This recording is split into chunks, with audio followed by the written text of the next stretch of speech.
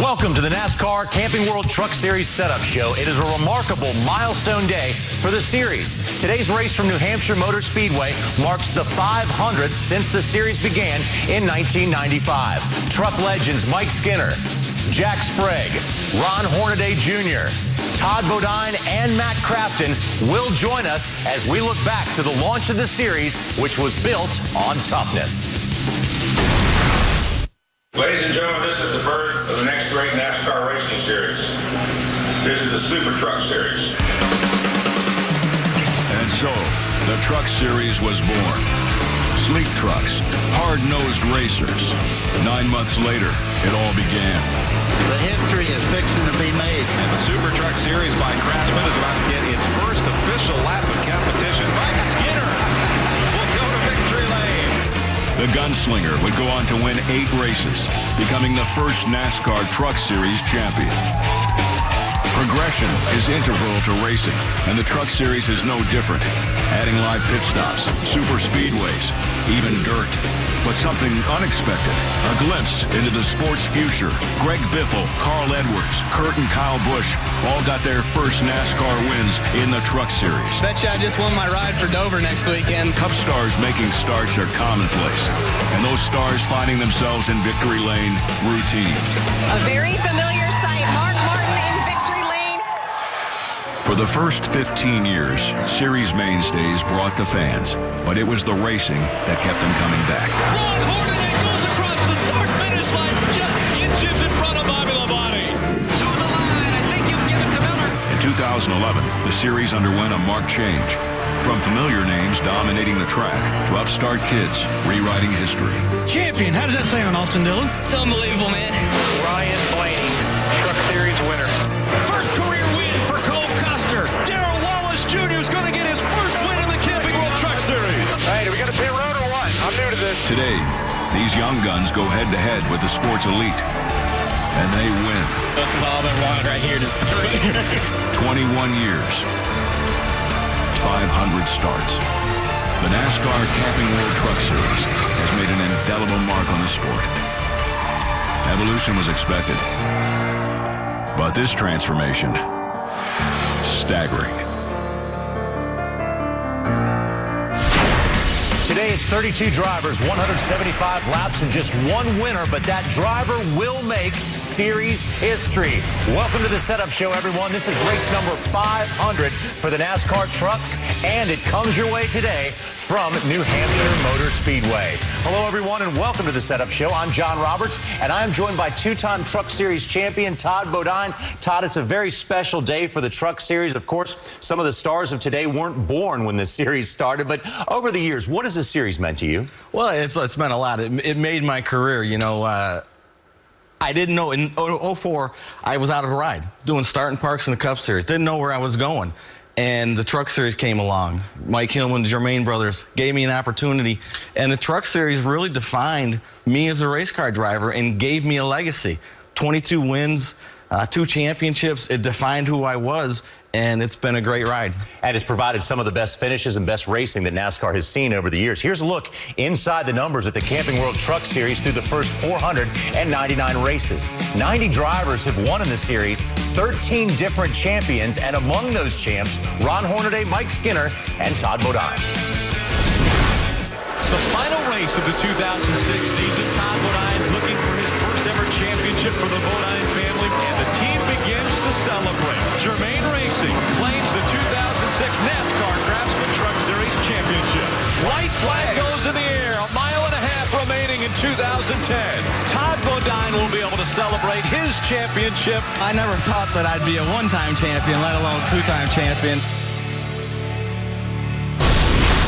Here's a look at how Todd did in 220 career starts in the Truck Series. 22 wins, 7 poles, 92 top 5s, and of course the big ones, 2 championships, 2006 and 2010. Todd, we saw you smiling, but it's got to still give you chills when you look back at those memories. It does. You know, the Truck Series is been very special to me because when I got to that point in my career, like I said, in 04, I was doing starting parks. I didn't have anywhere to go, and it gave me the opportunity to become a a legend or a champion in this sport, you know, to win races on a regular basis. And every driver wants to be with the best team they can get. And fortunately, I got with that team, with Germain Racing and Mike Hillman. And it was a great ride to have the opportunity to be with Toyota, which was a new manufacturer coming into the sport, and they really put a lot into it. And we just hit at the right time, and we won a lot of races, had a lot of fun. And like I said, it defined me as a driver, defined my place in the sport. It gave me a legacy to have, and that's something I was looking for. I didn't have that. And, you know, I did okay in the Busch Series and some Cup races. I did good, but the Truck Series is really where I made my name. Can you put your finger on one special moment from your career? Well, you know, a lot of races and a lot of good moments, but the one that really stands out to me is Atlanta. I was running second to Mark Martin, and we had like 4 laps to go, and Mark had a big lead. He was going to win the race, and he came up on some lap trucks, and he didn't know what to do. And I caught him, all 4 of them, or all 3 of them, going in the corner, and we went 4 wide, and I passed him for the lead, went on to lead the last 6 laps and win the race. And for me to beat Mark Martin was very special, because I grew up in the sport, and when I came in, Mark Martin was the guy I looked to. Every week I could go to for advice, and he was a mentor to me, and I've always respected him. And to be able to beat my mentor was tremendous. We have a lot of more great memories coming up from great champions in the show, but right now, Kyle Busch Motorsports crew chief Chris Showalter is a veteran of the NASCAR Camping World Truck Series. He has competed as a crew member in all 499 truck races and will call the shots for the 51 truck today for a 500th time in the race at New Hampshire Motor Speedway, and he is standing by with Hermie Sadler. Hermie? Well, you're right, Johnny. Chris Showalter has been a mainstay in this garage 21 years, 499 races. Had a couple close calls. You had an ACL issue one time. You had kidney stones one time. But you've been at every one. What has it meant to you to be part of this series for all these years? Yeah, it's pretty cool. The Truck Series has been my family since 1995. So I'm really appreciative of all the help that I've had during those scares to be able to still get to the racetrack and all the teams that I've worked with. It's a pretty cool deal. That's Chris Showalter. He'll be in race number 500 today. A lot of cool memories, and hopes to make another one today at New Hampshire. 13 years in this particular series for Matt Crafton. All he has to do is cross the start-finish line. Green flag, green flag, green flag. 37-year-old Matt Crafton has won his first NASCAR Camping World Truck Series championship. Matt Crafton becomes the series' first repeat champion. Thank you, guys. Thank you.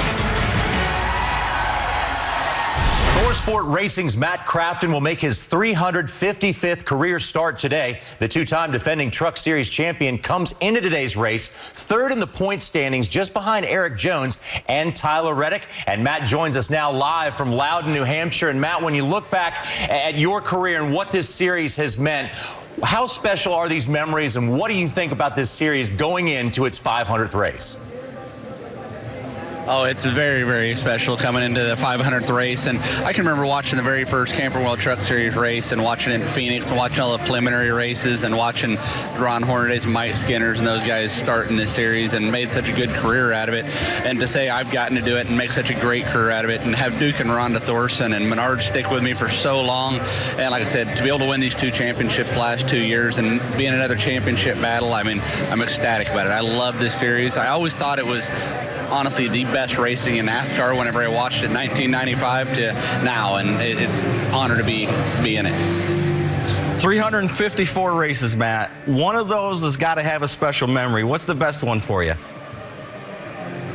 Just getting my first win at Charlotte. That was definitely very, very special, without a doubt. And like I said, now say I'm running my not running my 500, but this is the 500 truck race, and 355 for me. I mean, that's just what's so awesome to be able to say that Duke and Rhonda Thorson and everybody stuck with me and believed in me and got me to the point where I am in my career. Matt, you're the Iron Man of the Truck Series. Where do you see the future of the Truck Series going for the next 500 races? It's been a great ride, but where do you think it's going? I think up. I mean, definitely up. I mean, if they just keep doing what they're doing and let these trucks keep racing and do what we do, we put on such a great show, and I don't see anything but up they can go. I mean, we put on a great show. The races are short enough where you can watch an hour and a half to 2 hour race, if that, but roughly about an hour and a half, and it's always, when the green flag drops, the checkered flag, you run laps as hard as you possibly can, and that's what I think is so great about the Camping World Truck Series races. Well, Matt, congratulations so much on your success so far in the series. Keep up the good work, and thanks for joining us today. Thank you for having me on, and like I said, look forward to this 500 start. All right, that's two-time champion Matt Crafton. Things are starting to heat up on the grid as we get closer and closer to racing on a beautiful day from the New Hampshire Motor Speedway. Coming up next on the Setup Show, two of the early legends of the Camping World Truck Series join us in studio. Mike Skinner, winner of the inaugural race and first ever champion, and Jack Sprague, a three-time champion. And then coming up, four-time champion Ron Hornaday Jr., perhaps the most identifiable name in the series history, joins the Setup, and we look back at his legendary career.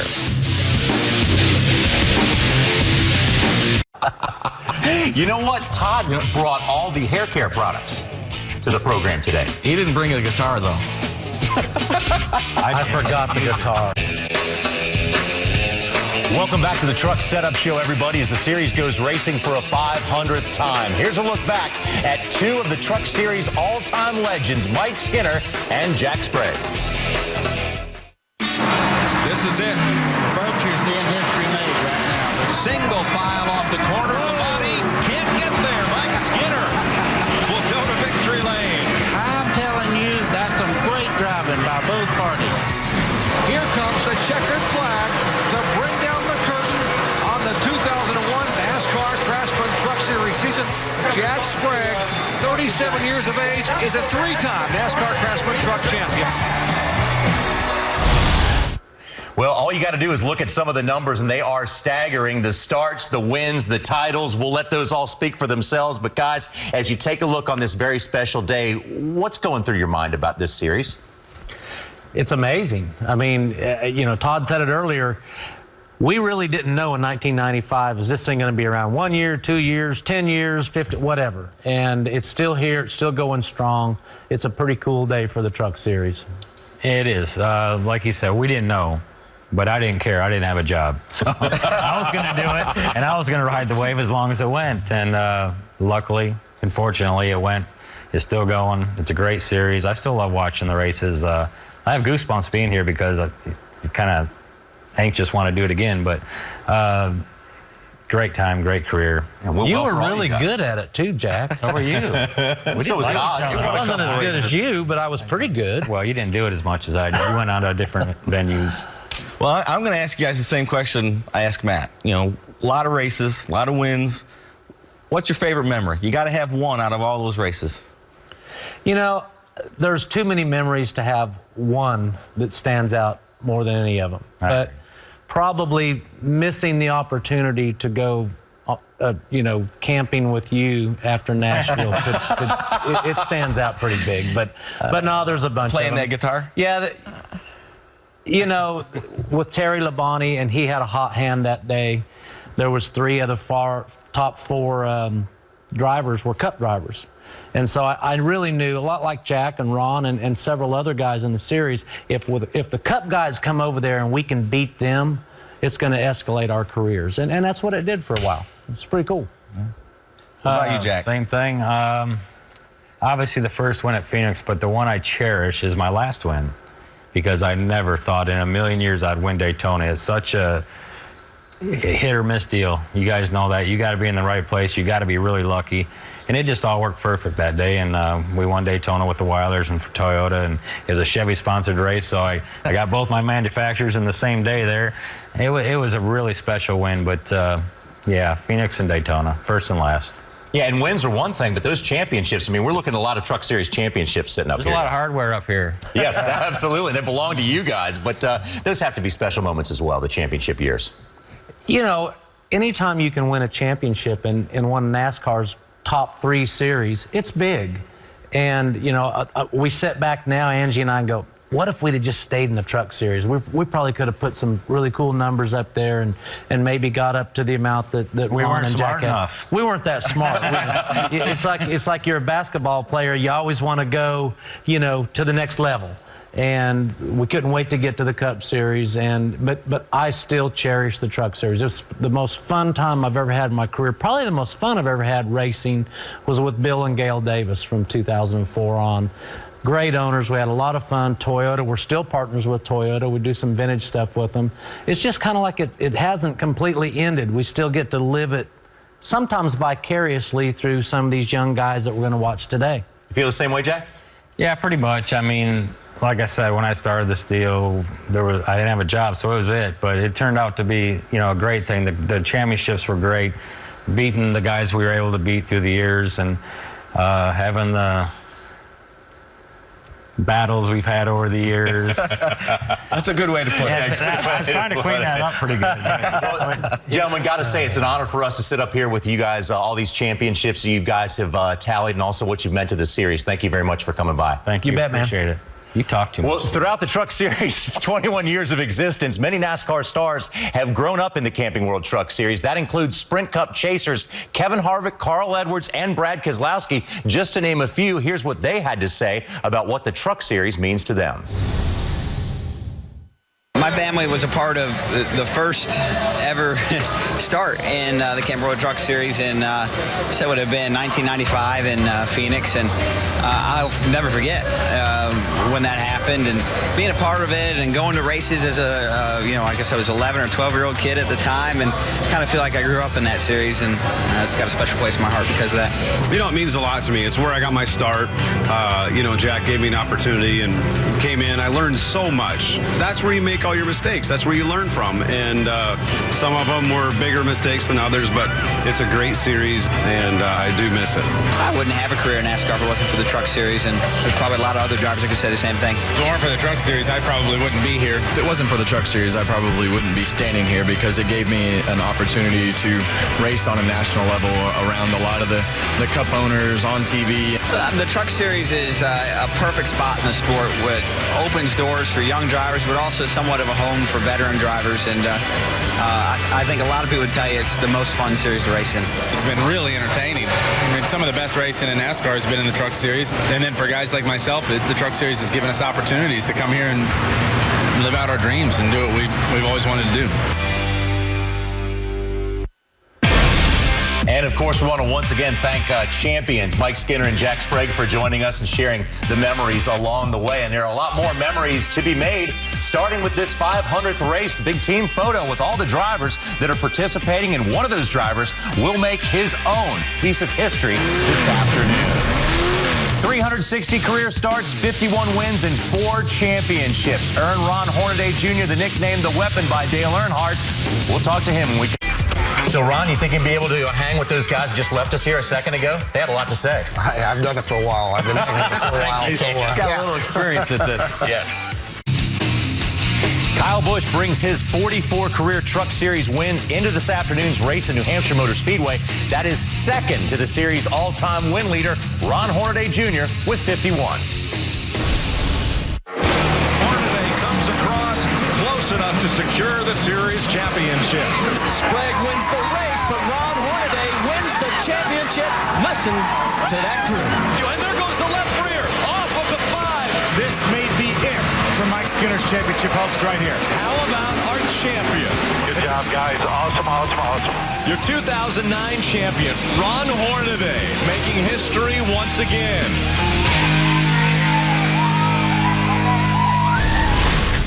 And here are the drivers that made the most history in the Truck Series so far. The most championships go to Ron Hornaday with 4. And, of course, Jack Sprague. Jack has 3. Matt Crafton and Todd Bodine up there as well among the drivers with the most championships. And with that, we are very honored to have the leader in that category, Ron Hornaday, join us. Ron, congratulations on all the success. Have you had a chance, today, thinking about the 500th start for this series, to sit back and just kind of get a grip on what it means to you? It means a lot. I mean, with Wayne Otten finishing this thing out and made it a home for us, and we're going to kind of miss that. But really not having a fair shake to finish my career out. You know, what happened to us last year, you know, with the team closing down and everything else. So I still feel that I have one coming. I want to get back into that seat again and still drive, and I feel that I still can. So, I mean, like Todd, it's like everybody else does. You feel like you still can do it. You want to go out the way you want to go out. Well, you know, Ron, I'm going to ask you a good subject here, okay? Snickers. Yeah. I can't wait. We're not going to go down that road yet. You know, I ask everybody what's their most favorite moment in their career, truck career. But I want to know what it's like for Dale Earnhardt Sr. There not a lot of guys can say that. First of all, you won a lot of races for him, won a championship for him. What was that like? I'm fortunate enough to drive for a lot of the owners with AJ Foyt, Mr. Hendricks, Childress, Earnhardt. I mean, I've been fortunate my whole career ever since that phone call in '94 from Dale Earnhardt and Teresa Earnhardt, and I owe everything to them. I mean, my living the last 20, 25 years because of Dale and Teresa on that phone call of Tucson Raceway Park.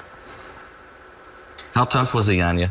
He's always tough. I mean, I think Sprague was more mad at because he thought that, you know, he was good buds with Earnhardt and everything. When he started this truck team, he was going to get the job. I got the job. He didn't, so it was pretty cool.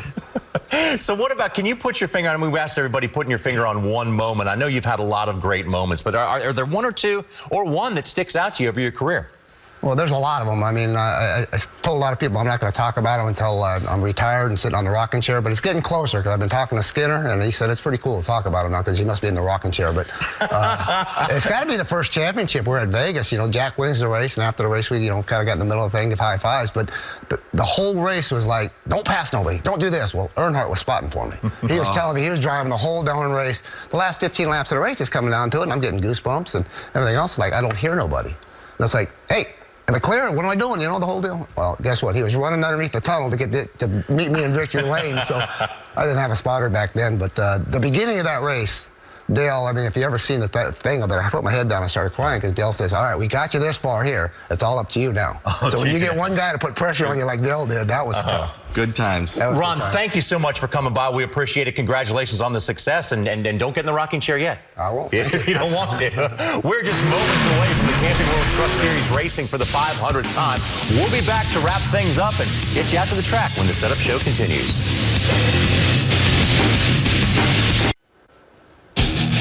Eric Jones, Tyler Reddick, Daniel Hemrick, and Cameron Haley are just a few of the young guns currently competing in the Camping World Truck Series. And there are also many others. Today, we've talked to the legends. We've heard from some of the current stars of the Sprint Cup Series about what they feel about this series. But looking forward, how healthy is the Camping World Truck Series, Todd? And what do you see for the future? I think our future is great. You know, the series was built by veterans, and it was a strong place for us to go and have good careers, and we brought the series to the next level. But I think in our future, the next 500 races, we got a lot of young kids that are coming into this. It's a great proving ground, a great place to come cut your teeth, learn how to race. We heard guys talking about how to learn how to race in a truck, and it is. It's a good place to learn, get your opportunities, make a name for yourself, maybe get a chance to move up. Absolutely. Some of the best finishes we've seen in NASCAR history and some of the greatest racing over the years. Congratulations to the Camping World Truck Series. Thanks to the legends and the past champions for coming by. It's time to go racing from New Hampshire Motor Speedway. 175 laps. Vince Welch, Phil Parsons, and Michael Waltrip will have the call. Stay tuned, everybody. Truck Series racing starts now. Appreciate you taking time to come on up and visit with us for what will be a very major announcement. This is the birth of the next great NASCAR racing series.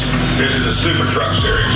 Single file off the corner. Labonte can't get there. Mike Skinner will go to victory lane. This week, history will be made at the Magic Mile. That's the way you celebrate your first career victory. As the Truck Series will take the green flag for the 500th time. Hard to believe. A three-way race for the Truck Series title continues as other drivers look to pick up their first series win. Will we see another Cinderella story? John Hunter Nemechek, career win #1 in Chicagoland. We'll find out. Next, at New Hampshire. It's a beautiful day in the Northeast, a great day to go racing. It's the NASCAR Camping World Truck Series from Loudon, New Hampshire. And it's not just any race, it's Truck Series race number 500. 32 trucks getting ready to battle 175 laps. Tyler Reddick is a two-time winner this season. He came into the weekend second in points, but it's been a challenge here at New Hampshire. Reddick qualified 14th. Fellow championship contender Matt Crafton will start 10th. He's a two-time defending series champ, and he's won 4 times this season, but he's never won here at New Hampshire. Eric Jones, 19 years old, brings the points lead to New Hampshire, but it's a tight race. Just 11 points separate the contenders. And they're all chasing the pole winner, Austin Dillon, the Sprint Cup star, set a new track record in qualifying. Can he take the top starting spot all the way to victory lane? We're getting close to race time here at Loudon, New Hampshire. Ladies and gentlemen, boys and girls of all ages, at this time we ask that you please rise and remove your hats as the Loring Corps Honor Guard presents our nation's colors.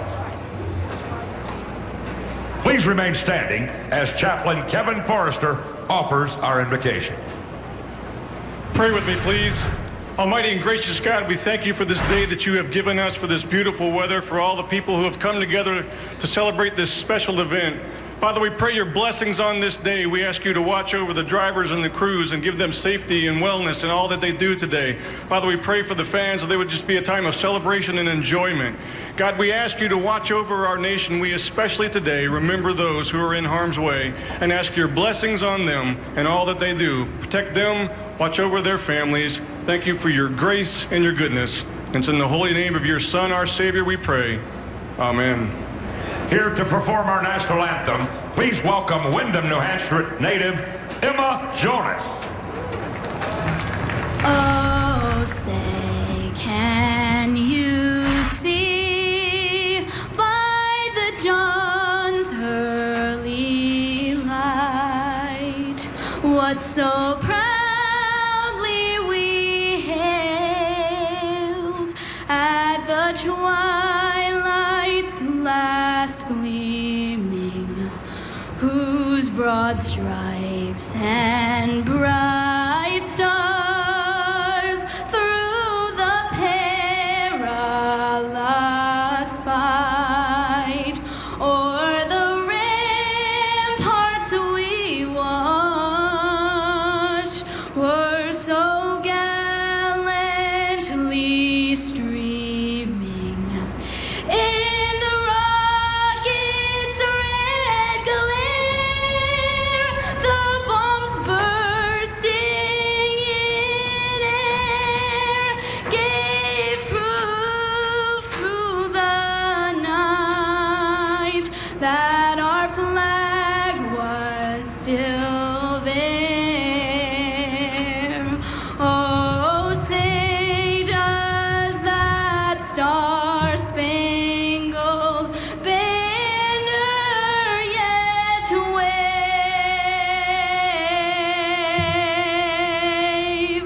o'er the land of the free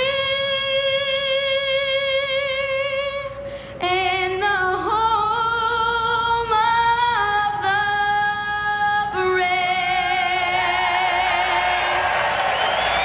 Let's hear it again, New Hampshire, for Emma Jonas in a performance of her Getting ready for the NASCAR Camping World Truck Series. 175 laps from Loudon, New Hampshire.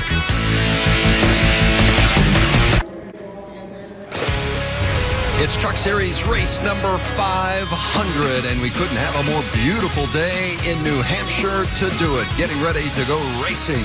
It's race 17 of 23 of this season's Camping World Truck Series, and we've got some big stories. Always got to talk about the Cup invaders, and of course, we're here for a championship battle that could not be much tighter. Good afternoon and welcome along with Michael Waltrip and Phil Parsons. I'm Vince Welch. Great to have you with us here today. It is a special day indeed, and we're going to talk a lot about the championship. But, Michael, we got to start off talking about these two guys out of the Cup Series. Seems like every week we've got somebody that these youngsters have to beat. And Austin Dillon and Kyle Busch, they're two of the biggest. They're right up front, too, and those trucks are really fast. But think back just a week ago at Chicagoland. After practice, no one thought that anyone was going to beat Kyle Larson. He was that good in practice. John Hunter Nemechek did just that. They beat Kyle. At this racetrack, I know Austin Dillon's on the pole. He's won every practice session so far. But the talk in the garage area is you won't beat Kyle Busch today. That truck is really special fast in the long run. So it could be in our 500 start a whole lot of what we've seen lately. 10 of his last 14 starts, Kyle Busch has gone to victory lane. Look for that $51 General truck to be strong today. Well, we've got 3-point contenders, and maybe they're not worried about beating Kyle Busch, but they have to beat each other. Eric Jones, after some problems at Texas, found himself 32 points behind, and you can see right now he's all the way up in the lead by 10 points over Tyler Reddick. And look where these guys start. So far, Eric Jones has the edge, starting 4th. Tyler Reddick all the way back in 14th, outside the top 10. This race hasn't been won from outside the top 10 since the early 2000s. And Matt Crafton starting 10th, so he's right in the middle. These guys have to concentrate against each other here. Maybe not worry about Kyle Busch, maybe not worry about Austin Dillon, but they have to worry about each other. And, 7 of these drivers weren't even born yet when we ran our first Truck Series race. Now we're here at race number 500, and we've got a couple of teenagers that have won the last 2 races in the Truck Series, and a couple of those teenagers are battling for the championship. Just about ready to go green here at Loudon, New Hampshire. Let's go downstairs for opening ceremonies. Race fans, here to give the command to start engines for today's race, please welcome your Grand Marshal, President of the University of Northwestern Ohio, Dr. Jeff Jarvis. All right, my magic mile. Say it with me. Drivers, start your...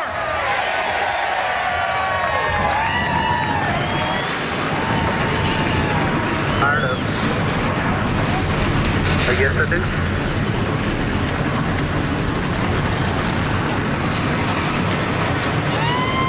The championship battle continues. Eric Jones, Tyler Reddick, Matt Crafton, all fighting for a championship at Loudon.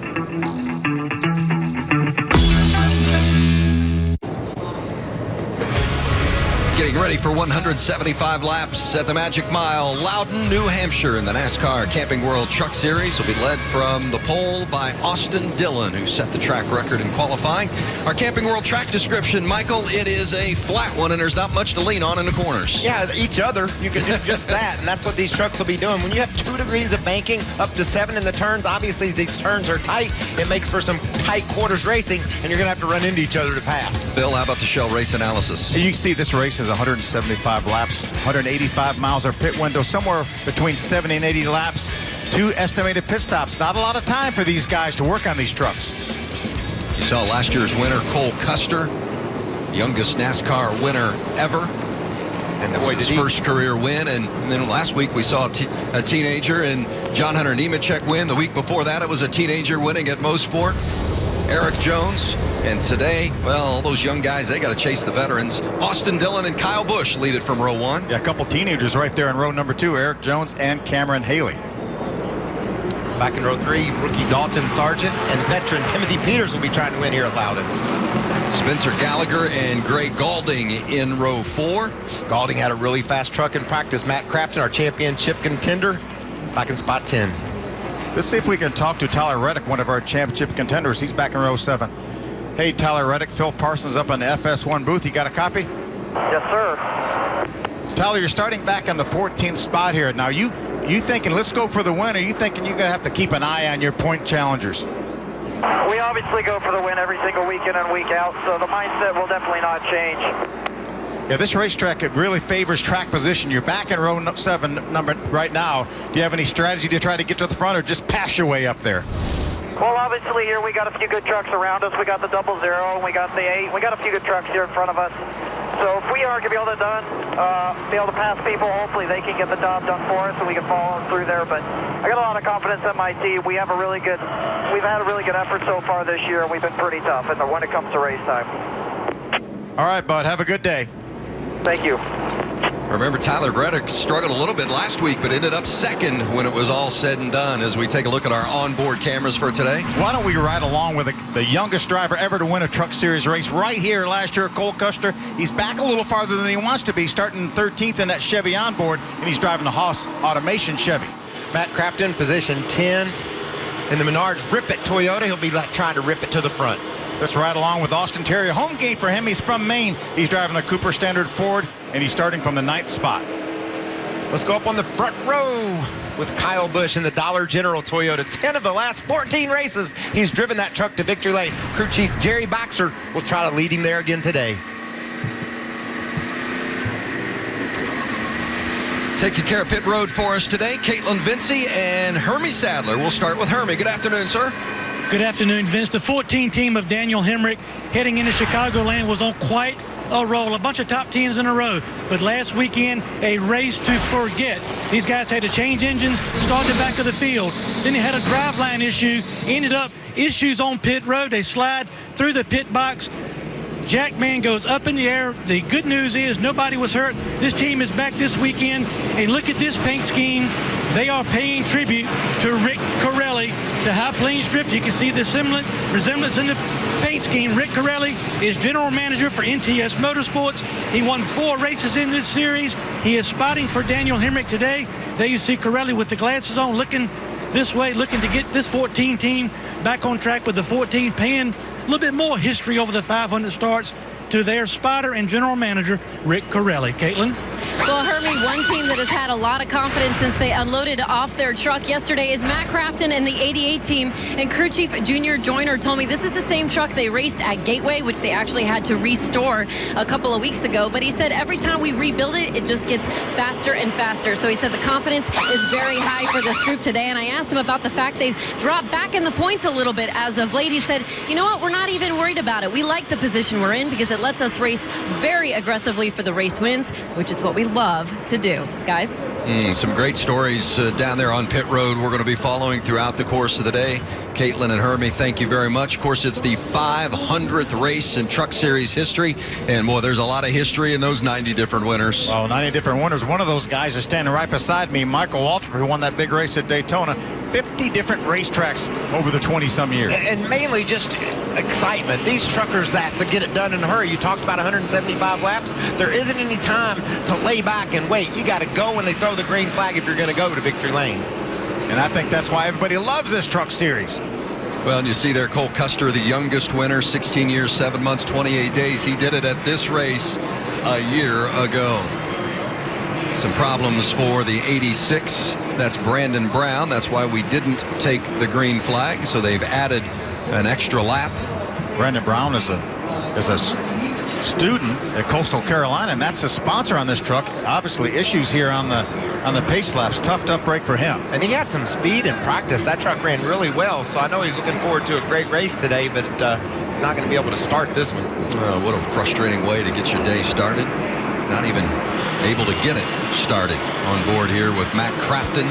Going to come from a little deeper in the field than he likes. Same can be said from a couple of the other championship contenders, but not this guy from the bumper of Kyle Busch. And we don't want it to look like this all day with nothing in front of him, but possibly some lap trucks later. This will be a great angle for us to see how Kyle's able to work under other trucks. Right now, he's on the inside of Austin Dillon as they come to the green. Pole sitter Austin Dillon takes the green, and we're underway at New Hampshire. Great start by Austin Dillon. Eric Jones is going to be able to get down in front of Kyle Busch. But Kyle got a tough start, didn't get off the green the way he wanted. Well, these straightaways are flat. Vince, I mean, and flat on the straightaways means it's hard to get all the power to the ground and get these things going. Got a problem down the 94 of Timmy Hill, down in turn 1 and 2, just in the middle of the 2. And you know what? He's going to get that thing going. Yep. Austin Dillon gets to try another great start. Caution flag is out. Hill is able to get running, and we'll do that restart when we come back to Loudon, New Hampshire.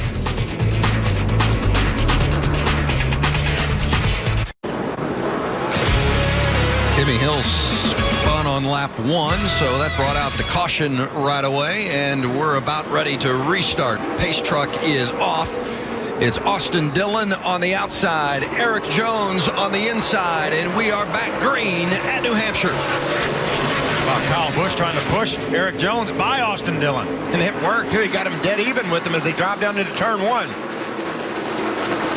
Dillon trying to hang on the outside, gets that drive off and takes the lead. Timothy Peters rings around the outside of Kyle. That outside line early looks like the place to be. Yeah, Kyle didn't get a very good start at the initial green in the race. Apologized to his team for that misstep. You don't see Kyle Busch have too many missteps on a restart. He is one of the best in the business. Timothy Peters tried to cross over. Kyle was able to get by him or stay ahead of him. Timothy tried to get back to the inside, wasn't able to do it.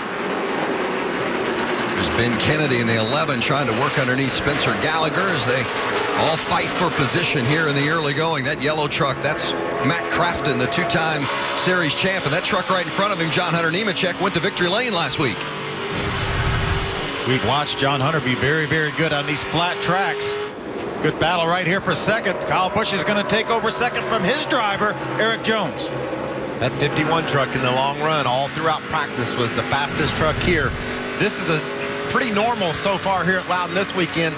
Austin Dillon out front driving away, but he's fixing to have company. This 51 truck is coming.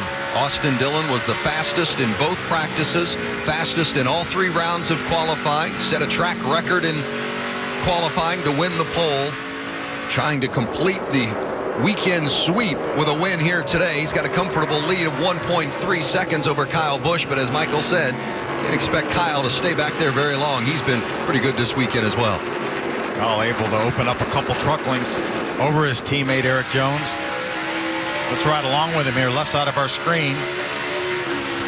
Man, you drive these trucks so far down in the corner, hard on the brakes, and then try to get them to turn through the center. You really drive these trucks past where you're going straight. You're already turning in the corner, and you're still on the throttle. Matt Crafton makes his way around John Hunter, gets up to the 8th spot. So we expect this truck too to move forward. He was really strong in practice yesterday in the longer run as well. Look at that blue truck right behind John Hunter Nemechek. That's Tyler Reddick, started back in 14th, already up 4 positions. Well, Reddick said he didn't have many concerns about making his way through the field up toward the front, and so far he's grabbed a couple of spots early here in the first 8 laps. It'd be a lot easier to make your way up there by passing people so your team doesn't have to do any strategy like change 2 tires on a pit stop. Crafton, John Hunter Nemechek, and Tyler Reddick. You saw that battle there for 8th and 9th. See Crafton peeking underneath his teammate Cameron Haley. Another one of the trucks out of the Thorsport stable. That's a battle for the 7th spot. Cameron Haley's been fast all weekend here at Loudon. Been a really strong weekend for Haley, and it's been a great season. He had that 4th place finish at Pocono, his best finish of the season, to 3 top 5s for Cameron Haley, and had a really good run here a year ago. Look at Crafton, gets to the inside of Haley. Looked like Cameron knew that Matt was faster, just opened up the inside. Crafton jumped down there and took advantage of it, and now Haley will try to hold off John Hunter Nemechek, and he does that. Well, Crafton's been really happy with his truck throughout practice. We're a little surprised he qualified where he did, but I guess in that sense you can't be surprised that he's moving forward once the race started. Yeah, we see him moving forward most all season long, actually for the last few years. There's our leader, Austin Dillon. The last time by was the first lap that he wasn't the fastest truck on the track. Kyle Busch was faster than Dillon last time by. Pretty good so far, though. Hermie Sadler, that Austin Dillon looking good in the 33 out front. And he got off to a great start. You guys mentioned the 51 of Kyle Busch on the initial start. Maybe didn't get quite as good a restart, but Austin made an interesting comment. He was a little bit caught off guard at the first restart. They had an honorary starter, may have dropped the flag a little bit sooner than they had anticipated. He got off to a good start. He's out front, but his crew chief, Shane Huffman, is telling him that the 51 is coming right now. The lap time for those top 2 has stabilized, but definitely the 33 has their eye on the 51. What an interesting battle here for this spot up around the 15th position. That's Hemrick in the 14, Cole Custer in the 00, John West Townley in the yellow 05. And I'll just say, wow, these guys have been all over. Cole Custer to the bottom, but Hemrick was already there. Yeah, Johnny Sauter, the 98, had just gotten by the 00 of Custer. Here it is right here. You see the 98 of Johnny Sutter going by on the inside. Halfback working bottom. Right with you, all clear. He's just going to shove you a little. You're all right. He's there. Now, Phil, how hard is that for the young Custer to understand? Heck, a year ago he won the race as a 16-year-old. Today he's getting pushed around for 15th. Yeah, with the best truck last year as well. Had to come from behind late in the race, all the way from 7th with about 25 laps to go. Right now, Crafton on the prowl. Dalton Sargent's going to be his next victim. Sargent, good young driver, 17 years old, from Boca Raton, Florida. Very impressive. Only his second ever Truck Series start. Had a top 10 at Bristol in his first start, driving for Richie Waters. I like that. That's a racy name, Dalton Sargent. Sounds like he's going to go places, and he's going places in this race early. I love that team, though. Richie Waters puts together a solid group of guys. They bring a truck. He's competing up in the top 5. Well, hard down in the corner for Matt Crafton. Just drove it down in there. Wanted that spot into turn 1. And he gets it. That's for the 6th spot. Matt Crafton on the charge. Cameron Haley running 8th. More on him with Caitlin. Well, guys, we're talking about how good of a weekend it's already been for Cameron Haley, and this is only his 2nd truck start at this racetrack, but his crew chief, Jeff Hensley, told me we unloaded very close. We didn't have to change too much in that truck, and I also spoke with Cameron just before the race. He said, I think this is a track we can really capitalize on. I grew up racing on short tracks. This is a real driver's track, and so far the only feedback he's given to the team, I'm a little tight in the center right now. He's still holding down that 7th spot. It has been a good run, good all weekend for Cameron Haley. 6th in the championship standings. Everybody's chasing this man, the 33 of Austin Dillon at New Hampshire.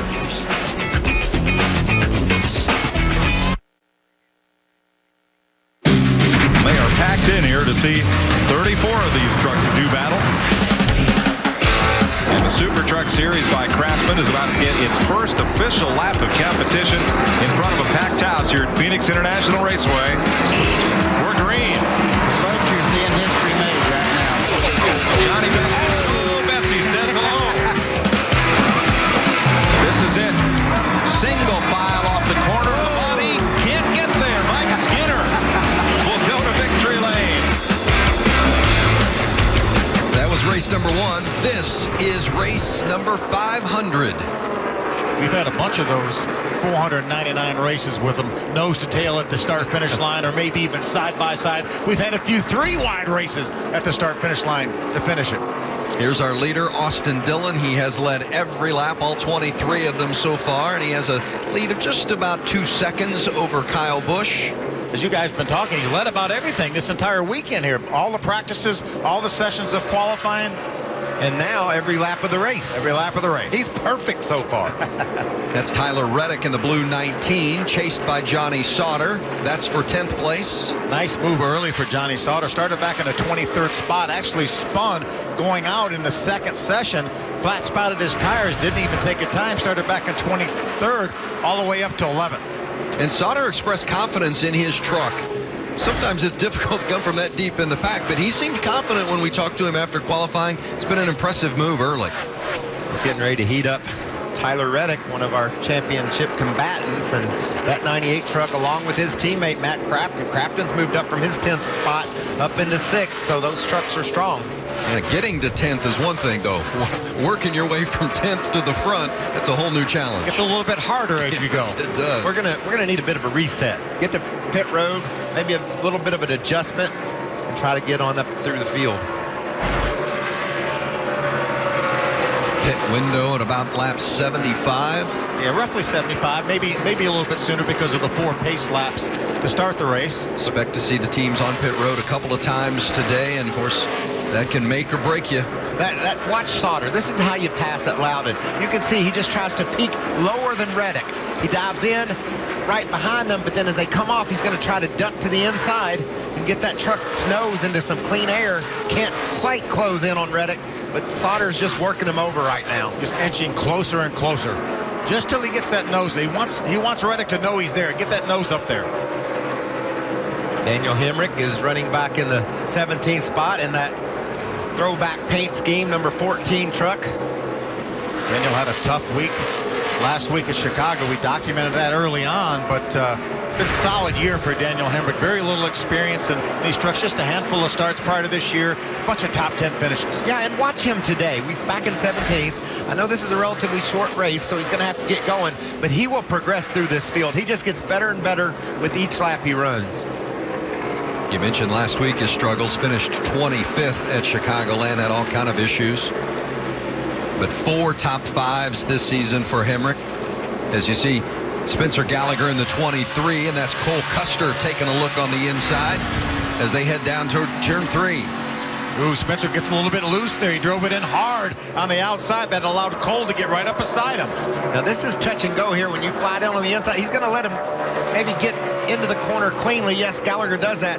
You run down into these corners side by side with no banking, Phil, that truck on the inside can get loose in a hurry. The aerodynamics taken away, no banking, they'll smash together. Nice pass by Cole Custer, moves him up to 14th. Sauter got by the 19 of Tyler Reddick, and now Ben Kennedy is in pursuit of Reddick. Let's go downstairs to Caitlin.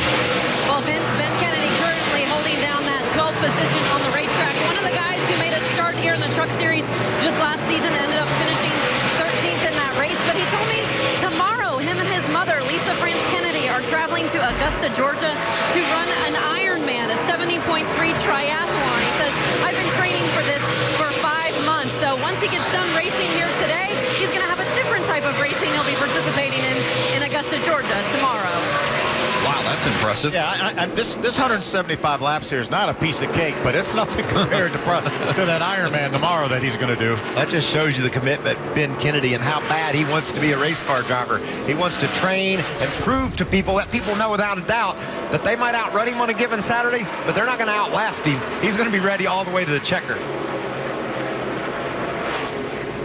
Lap 32 of 175 today here at Loudon, New Hampshire. Austin Dillon is the leader. This is Truck Series race number 500. As we go to break, take a look back at race 100. In the Pacific Northwest, the 100th NASCAR Craftsman Truck Series race. $100,000 at stake for 4 drivers. Round 3 at Evergreen is green. And that is a bad sign. The rain has continued to the point where NASCAR officials have thrown the red flag. The crowd is on its feet. It has been a soggy, soap-filled day, but it is going to be crisp $1,000 bills, a total of 100,000 of them coming to Ron Hornaday. It's all right, Ron. We can afford it now.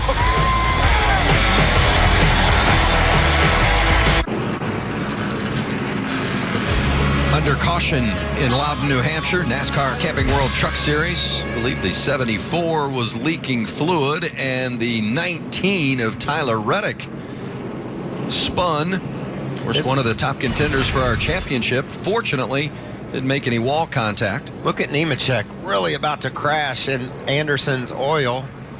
This is going to be a lengthy cleanup. That's a lot of oil on this racetrack. So you're on board with the 88 right behind the 74, and there was the fluid that came onto the windshield of Crafton. Clear. Yeah, NASCAR's going to hold the trucks on the backstretch here. There's Tyler Reddick, and he gets in that fluid. Around he goes right in front of Ben Kennedy. Ben does a nice job avoiding him. Boy, Kennedy had been stalking Tyler Reddick, trying to make a pass, so it's really a good thing for Kennedy that maybe he wasn't in that exact position at the time. The fastest lap of the road, right in front of you, right in front of you. Go high, go high, go high, go high. Yeah, they were telling Are you ready? that Austin Terrio that he had just run his fastest lap of the race, and then he got in that fluid, and I'm sure at that point he had his hands full. So Tyler Reddick spins. Ben Kennedy and Austin Terrio. Terrio, by the way, Reddick's teammate, narrowly escaped. And the good news is for Tyler Reddick, no wall contact either. Yeah, they actually brought these trucks to the inside on the access road over, starting in turn number 3 to give the track workers time to get some speedy dry down and get it vacuumed up.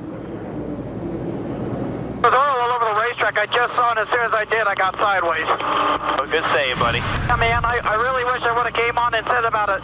Glad I didn't, because I probably would have my hands full already, but I was literally seconds away from keying on saying there was oil over the racetrack, and I hit it. Well, you know, it's interesting. Reddick had some challenges last week, but ended up finishing second.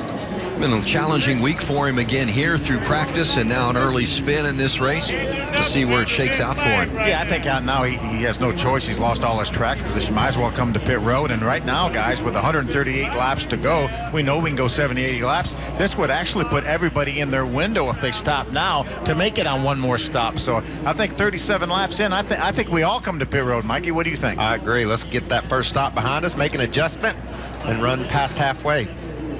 The cleanup is underway after Jordan Anderson in the 74 truck put fluid down. We're stopped and waiting at New Hampshire. Ted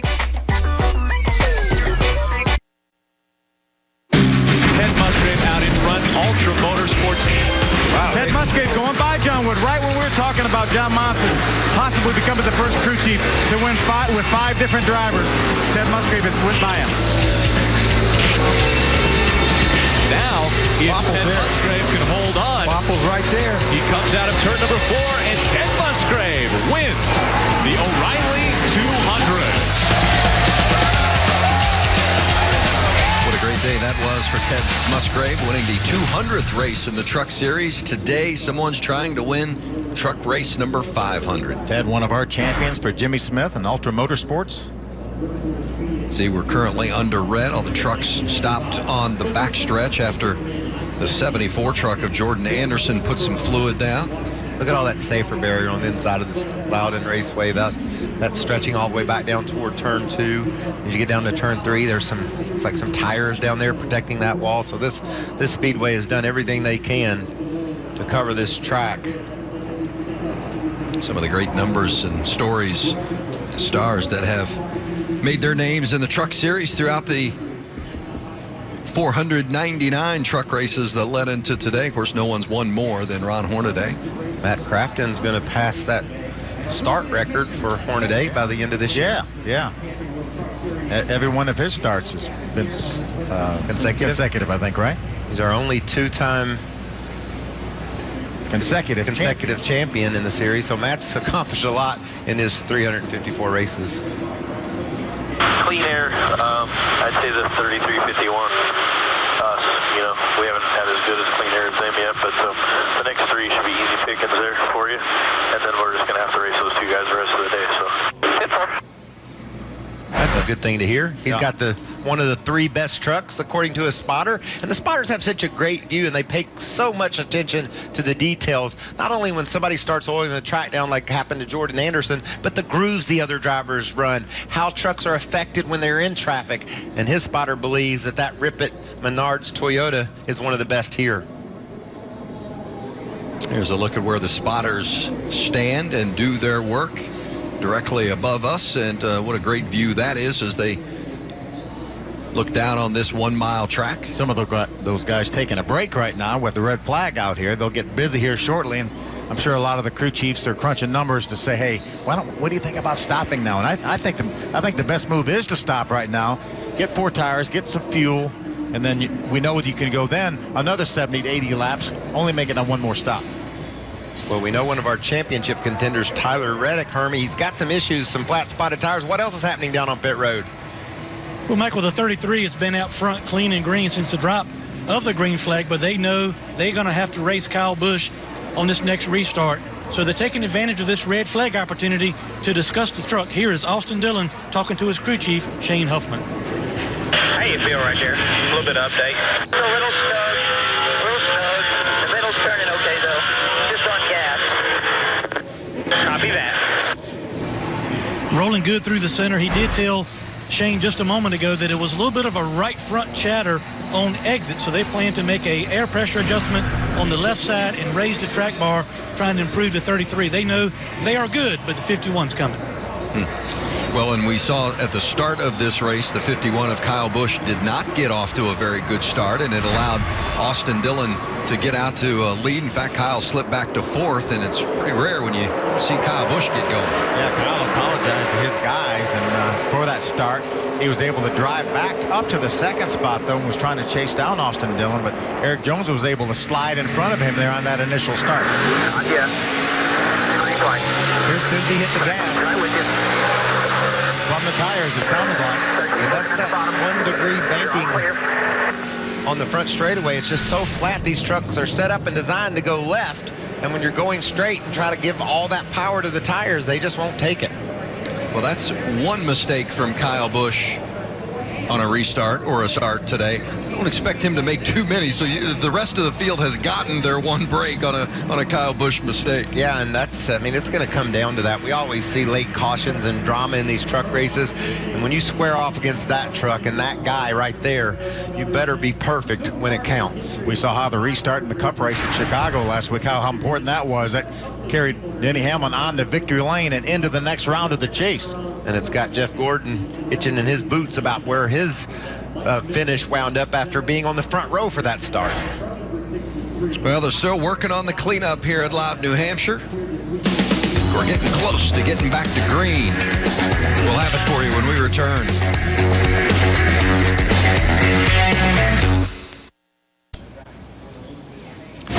Still under red here at New Hampshire. Of course, tomorrow NASCAR continues here in Loudon, and we'll bring you all the news and previews of the Sprint Cup race with NASCAR Race Day as the Challenger round of the chase continues. Interviews with Kyle Busch, Carl Edwards, Ryan Newman, Kurt Busch. Talk with Jeff Gordon as well tomorrow. Of course, tomorrow Jeff Gordon becomes NASCAR's all-time Ironman. The 4-time champ has never missed a race in his entire 23-year career.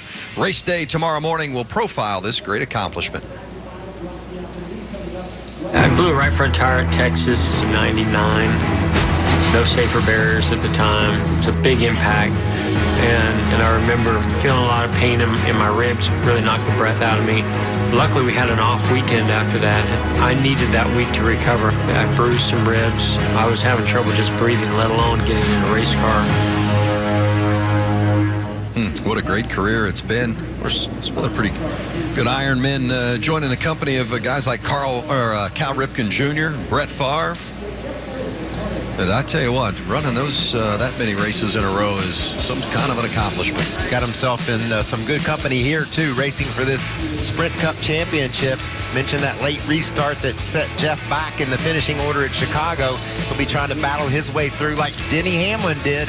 Hamlin from 2 laps down with a torn ACL just 12 days after his injury, drives that FedEx Toyota to victory lane. Who will it be tomorrow?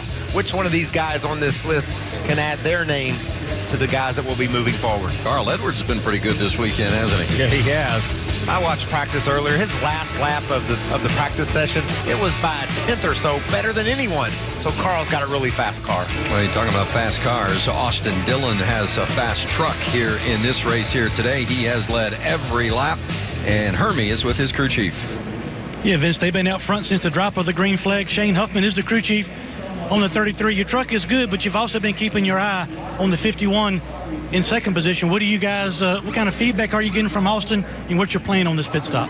Fired off a little snug there with the Ream Silverado, but, you know, Kyle, you know you're going to have to race him no matter what. So Austin's driving the heck out of it here, and we're going to make a little adjustment here and see if we can't make it a little better. They want to roll the center, get a little bit freer on the forward bike for the 33, Caitlin. Well, Hermie, I'm with Shannon Bursch, the crew chief for Greg Galding. And what's your impression of what the truck's been doing in the early goings of this race? Truck's pretty good. It started really good. We've swung a little bit to the tight side here, so this caution red flag's going to help us out here. You know, we'll come down and make a small adjustment to it and try and go race these guys for the win. Still feeling good about that 54 truck. They're holding down the 5th position right now, guys. Yeah, no reason to feel anything but good with the job Greg Galding has done. He hasn't run an oval race since Martinsville early in the season. Just one other race. That was at Mosport on the road course in Canada, but it's been a while since he's even been on an oval. He's done a heck of a job. He certainly hasn't run that much. He ran a handful of K&N races this year, but really not a whole bunch of racing for Greg Galding, doing an outstanding job here. Another guy fast early is John Hunter Nemechek. That truck was closing in behind Matt Crafton. Both of those were beginning to put some pressure on Galding, so after this adjustment, it'll be interesting to see how many of these guys pit and how the complexion of the race changes as a result of the work that goes on pit road. Well, the best news is that the trucks are rolling, as you see, after that 13-minute and 38-second red flag. Jordan Anderson put some fluid down on the track, so that stopped the action while that cleanup began. And Phil, you think that you should come here? I mean, within the window, 75 laps. We're halfway there at this point, but you think this would be a great time to come? Yeah, absolutely. Number one, we're halfway through a fuel run here, so you don't want to take a chance of staying out and only running 30 laps before you have to come in under green. So I think everybody comes to pit road. Well, we'll find out what decision they make when we come back to Loudon.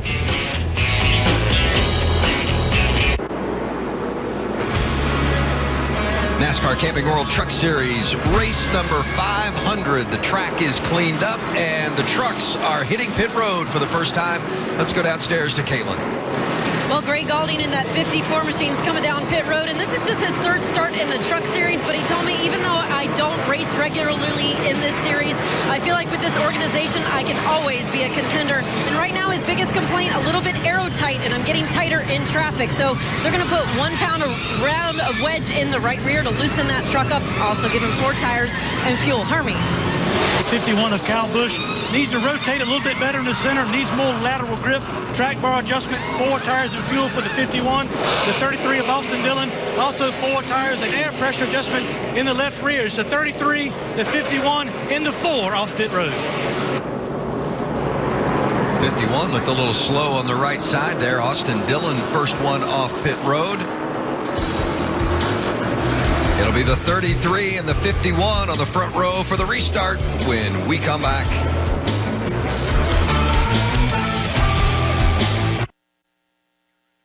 It's the 300th race for the NASCAR Truck Series. Hard. That's going to cause a crash. Clint Boyer into the wall hard. The 77 into the wall. And we don't get done with first lap, and already. I'd be curious to see the replay. Something happened way up there. Two-time series champion Ron Hornaday in front of the field on this, the 300th Truck Series race. Ron Hornaday will win the AAA Insurance 200. Nobody's won more Truck Series races than Ron Hornaday, 51 of them, including that one that you just saw, race number 300. 4 championships. Yep. 4 championships for Ron Hornaday. Kyle Busch is closing in on that wins total. Well, 7 away. We talk about this flat straightaway and how difficult the restarts are. We've got round 2 in the Kyle Busch versus Austin Dillon rematch fight. Maybe not the last of these two on the front row battling into turn 1. This is going to be fun to watch. An easy win for Austin on that first go-round, the initial start of the race. But on the second restart, or the first restart, Kyle got a really good start, pushed his teammate and his driver, Eric Jones, up beside Dillon, but he was on row 2 because of the poor start he got the initial go. Austin Dillon has led them all so far. The 29 of Austin Terrio, by the way, man over the wall too soon. Take a look at it. There's our. See that jack man landing on pit road before that truck was within 1 pit. NASCAR uses the Pro system to make those calls. You can see clearly there was a violation there. So Terrio back to 18th. And we're ready for this restart. The pace truck will come off the track. Watch these trucks down on the inside, guys. It's really tough to stay low on the inside without sliding up into your competitor. Austin Dillon outside, Kyle Busch inside, and we're green. Kyle makes the move and gets to turn 1 first. We talk about how good he is on restarts. We talked about it during practice yesterday. Strong on this initial lap of this restart. Eric Jones taking a look inside for second. So Austin Dillon slipping from first to third off that restart. That's exactly what happened to Kyle on the first start. He went from the first row back to the 3rd position as well. For the first time today, someone other than Austin Dillon has led a lap, and that's Kyle Busch. How about Matt Crafton getting by Timothy Peters for the 4th spot, making his way towards the front. Now, when you're a competitor like Austin Dillon is, that's just got to be eating in him right there. He let Kyle Busch beat him down into turn 1. Well, he didn't let him, but that's the result. And that's got to be getting on his nerves, trying to fight back on the inside of Jones, go up there and get that lead back. That's a great illustration of how much flatter it is down there on the bottom lane. See, Eric Jones able to use that banking, that 7-degree banking up a little bit higher on the racetrack. You could see the way Austin got separation from Jones down into the corner. Went really low inside of him because the truck wants to get loose on the bottom. Kyle Busch taking some separation out, almost a second now on his teammate Eric Jones. See Matt Crafton's chasing these guys battling for second down. Matt Crafton, a good run early, started back in the 10th spot, all the way up to the 4th spot now. Also a good run early for his teammate Johnny Sauter, now into the top 10 after that tough start. Spun in practice, or spun in qualifying, started near the rear. Here's Cameron Haley and Cole Custer. That's for 11th. Another Thor Sport truck there. Cameron Haley, he's been fast all weekend long, trying to get on the inside of Cole Custer. See Daniel Hemrick in that 14 truck right behind that battle. He's going to try to move to the outside of Haley as well, but now Haley's trying to go by Custer on the inside. Side by side, coming across the start-finish line and headed to turn 1. Cole Custer on the outside, Cameron Haley inside, and Custer just gets past him. Oh, looks like Haley was kind of into the tailgate of the 00 truck, got him a little bit loose. There wasn't much room on that pass, and this battle for second place is heating up again as Austin Dillon continues to pursue Eric Jones. Kyle Busch is loving that while his teammate holds back Austin Dillon. Kyle's opened up a second half lead. I think Austin right now is getting a little bit impatient. He needs to go. Matt Crafton right there as well, waiting for his opportunity to get into the mix. Out the front windshield of Crafton. He's 3rd in points coming into this race, trailed the points leader, Eric Jones, by just 11. That's Jones in the 4 truck. He's got his eye on Jones, and both of these guys running inside the top 4 are in great shape early in the going. The other championship combatant, Tyler Reddick, he's back in 14, so he's lost a lot of ground in the points early. See if he can rebound. He's good at rebounding. He did that at Chicago after a tough run, came home second.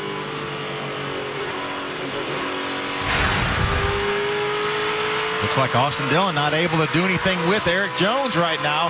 He's lost about 3-4 truck lengths coming into the clutches of the 88 of Crafton. Well, his spotter said you can race with these boys, and he's doing just that. Looks like right now Crafton's got a better truck than Austin. We heard Austin talk about being a little bit tight in the center. Shane Huffman was going to make an adjustment. Maybe that adjustment didn't quite help that 33 truck like they needed it to. Yeah, there's a wiggle from the 33 right there, trying to get it back underneath him. I sure do like where this 88's able to go. You got to be able to go where they aren't. In baseball, you try to hit them where they ain't. In racing, you got to go where they're not. And he's able to duck down really low on the exit. And the lap before, we saw him dip the left sides down below the yellow line. See that lead Kyle Busch has built up now, 2.4 seconds. Nice battle here, 2nd, 3rd, and 4th. Eric Jones, Austin Dillon, and Matt Crafton. We've talked all weekend how important track position was and how important qualifying was. And Matt Crafton's been able to do a nice job of rebounding from qualifying 10th up to the 4th spot. Well, that's not a really big surprise, though, Phil. I think we were surprised he qualified 10th all day yesterday, a really fast truck. And he's proven today that in the longer run, he's got his stuff together.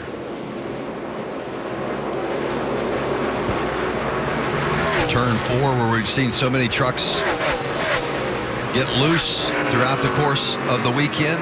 You think the 33 of Austin Dillon kind of laid back for a couple of laps after not being able to complete the pass on the 4 of Eric Jones and cooled his stuff down, maybe make another run at him, or is he just fading, Phil? I think he wants to get by that 4 truck, trying to figure out a way. He's going to have to, as you mentioned, he's going to have to do something different. He can't run in the tire tracks of Eric Jones and try to make this pass.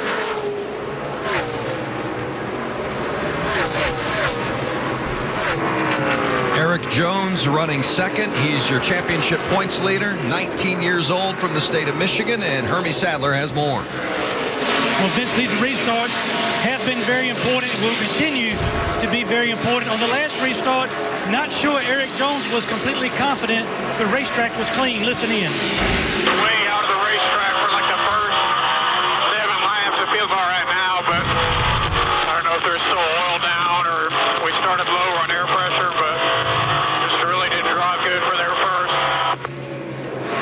So Eric is now centered in 2nd, trying to hold off the 33 and the 88. These restarts will be something to watch until we get to the end of this race. And the speeds have stabilized a little bit now. Eric Jones is just about as fast as Kyle Busch every lap. As a matter of fact, all three of these trucks are running lap times comparable to what Kyle Busch is running right now. We talked about how much John Hunter Nemechek likes these flat tracks. The last time by, he was actually faster than our leader, Kyle Busch. So John Hunter, he's got a good truck. At 33 of Austin Dillon creeping back up to the bumper of Eric Jones as we shift back now to the battle for 9th. Dalton Sargent in the 5, Ben Kennedy the 11, and that's Cameron Haley in the 13. Look at that run. Haley's able to get off the corner. Looks like he's got a really fast truck, is able to get the gas down and hold it. Looks like Ben Kennedy waited just an instant, but once he got in the throttle, he was able to stay in it. And he keeps that gap over Haley.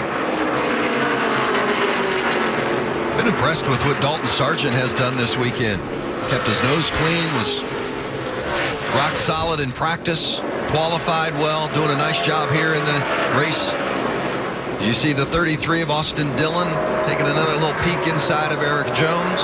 Getting close enough to take a peek and getting close enough to pass him. Two different things, but he's really heating him up, getting down in the corner. Last couple laps, getting down in turn number 1, closes right up on the tailgate of that Ford truck. You get the feeling maybe at this point the 33 and the 88 are both faster than the 4, but they just can't get past him. I think they could drive away from him if they got in front of Eric Jones, but Eric's not doing anything wrong. He's just holding his line.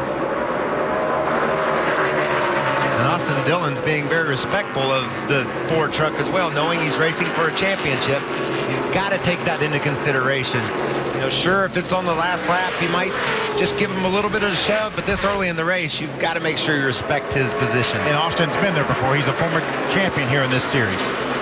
Austin Dillon led the first 43 laps of this race, and then Kyle Busch took the lead and has led the last 17. See right behind them, Timothy Peters being heated up a little bit by John Hunter Nemechek. Timothy has that 5th spot, John Hunter 6th, and he wants 5th. Austin Dillon, that lower line on exit, continuing to pursue Eric Jones. Jones, the points leader. Matt Crafton is just behind these two, keeping a close eye on their battle. There you see Crafton in the 88, 3rd in the points coming into this race. The 2nd place driver in the point standard, Tyler Reddick, qualified 14th and continues to run 14th. After he spun in that Jordan Anderson oil that was laid down on the track that brought out that 13.5-minute red flag. I like the way that Dillon exits the corner. He's able to get low, but he enters it really low. I wonder if he swung in just a little bit high and tried to get a run across the track on exit. If that was, he sort of loses some ground in the middle because of that low entry. He'll start to mess around with his line and figure out a way around Caitlin Vincey, the truck he's racing.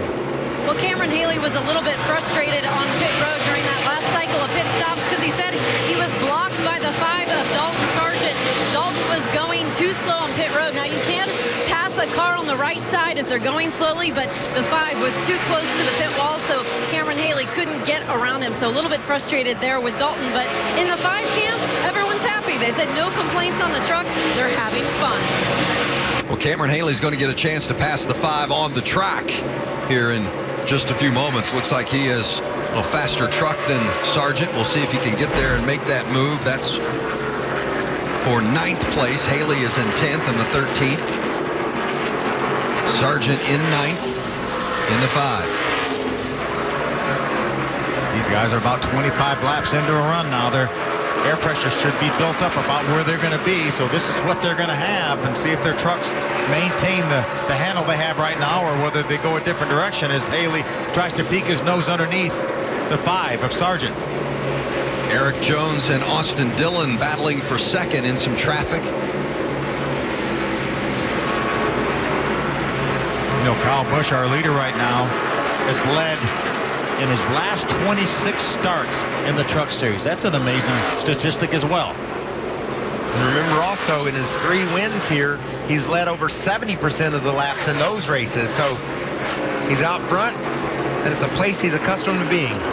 Kyle hasn't won the last 3 races here at New Hampshire, but he has won his last 3 starts as we've got a caution. Got some debris on the front stretch.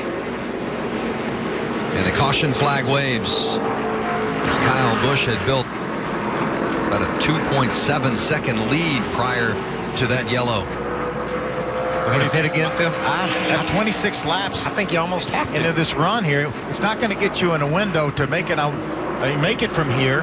I think if you need if you're at the tail end of the lead lap, certainly come in. You know, make an adjustment. You've got 2 more sets of tires on pit road. You can put one on now, save one. 26 laps is not about a third of the way to a normal pit stop. Well, we'll get the answer to that question, pit or not, when we come back to New Hampshire.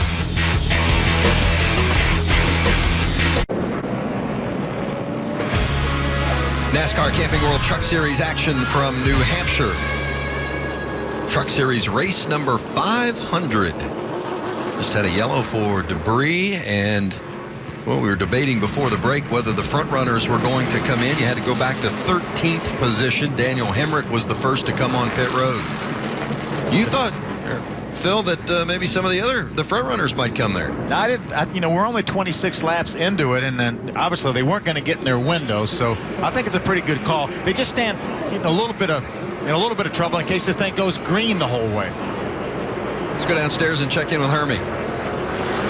Well, Vince, most of the talk today has been about the drivers that are up front, Kyle Busch, Austin Dillon, but we got to give a little bit of recognition to Johnny Sauter in the 98. These guys started 23rd. They had an issue in qualifying, spun actually going on the racetrack when the tires were cool, so he didn't make a run in the second round of qualifying. Started 23rd, up inside the top 10, and this team has really been finding more and more speed in recent weeks. Had a really good truck at Chicagoland last week and been really fast all weekend this weekend.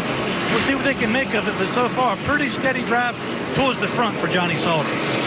Yeah, Hermie's going to pull up on the outside of that 54 of Greg Gaulding, that Krispy Kreme Toyota for Kyle Busch Motorsports. Again, Vince, you mentioned only his 3rd start this year, doing an outstanding job. It's been solid up in the top 10 the entire race. Just to back up what Hermie was saying about Johnny Sauter, 5 straight top 10s. That team coming alive. Yeah, I like the looks of this truck, too. He's been really strong fighting his way through the field. A couple of trucks ahead of him. You see his teammate there, Matt Crafton. Kyle Busch took control on that last restart. Now he has his teammate, Eric Jones, down on the inside of him. On this start, Austin Dillon off of that front row. So he can't redeem himself for losing the lead on the last restart yet. But there's more restarts to come. Well, and you not only have those two battling up front, but that row 2 is pretty stout as well with Austin Dillon and Matt Crafton. I think there's a bit of a team plan right here. Kyle Busch is going to take the outside on this restart. Eric Jones will let him get down in front of him and then try to hold on to that 2nd spot. Green waves again, racing at New Hampshire. Matt Crafton missed the chance to jump up on the outside of Jones there on that restart and try to grab 2nd away. So the team plan worked out perfectly with Jones and Busch leading the way. Crafton tried to force his way into 3rd, but Austin Dillon shut the door. That was a missed opportunity for Matt Crafton. Possibly could have been running 2nd had he had a good aggressive restart. Instead, he's still in 4th. Behind that group of leaders, the 54 of Greg Gaulding. There's John Hunter Nemechek in the 8. Nemechek last week's winner. And there's Johnny Sauter we talked about with Hermie. A good battle for the 6th spot. Greg Gaulding has that 6th spot. John Hunter Nemechek back in 7th.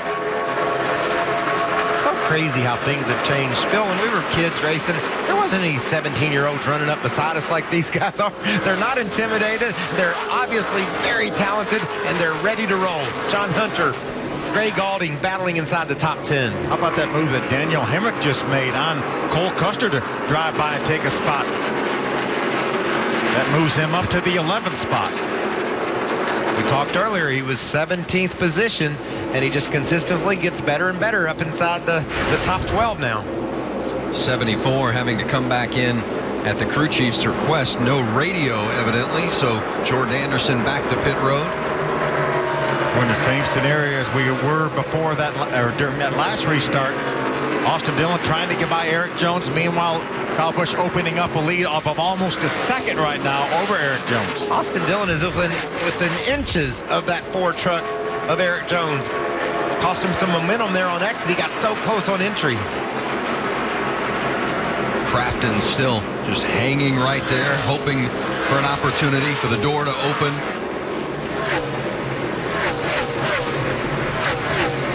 Second, third, and fourth. Eric Jones, your points leader in the 4 truck. Austin Dillon earned pole position today with a new track record qualifying time.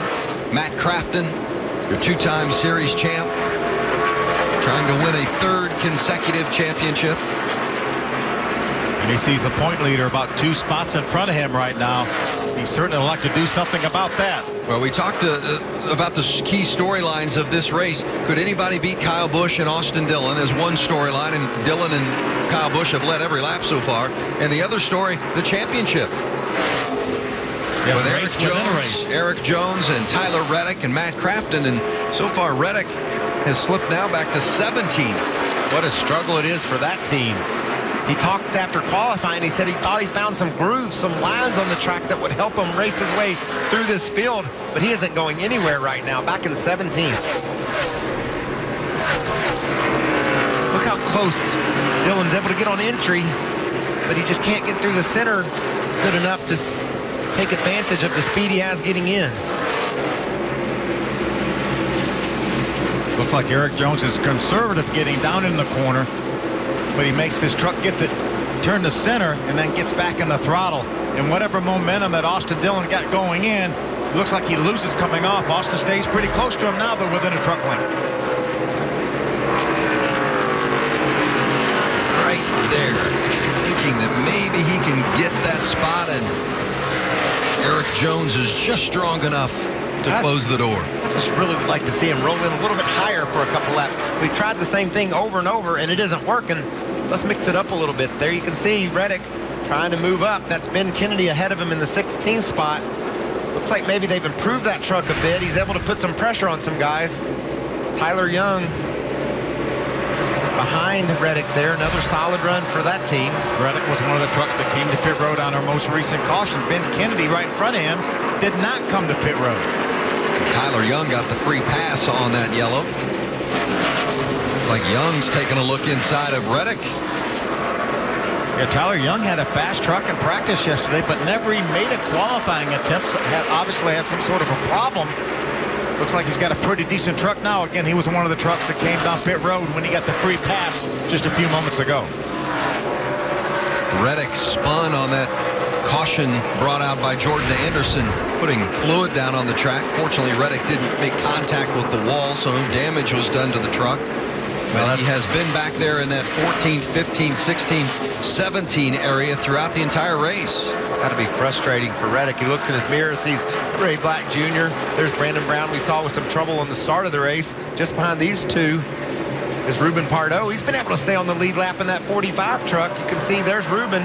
So nice start to the race for this guy. Yeah, very impressive. First start ever here in the series.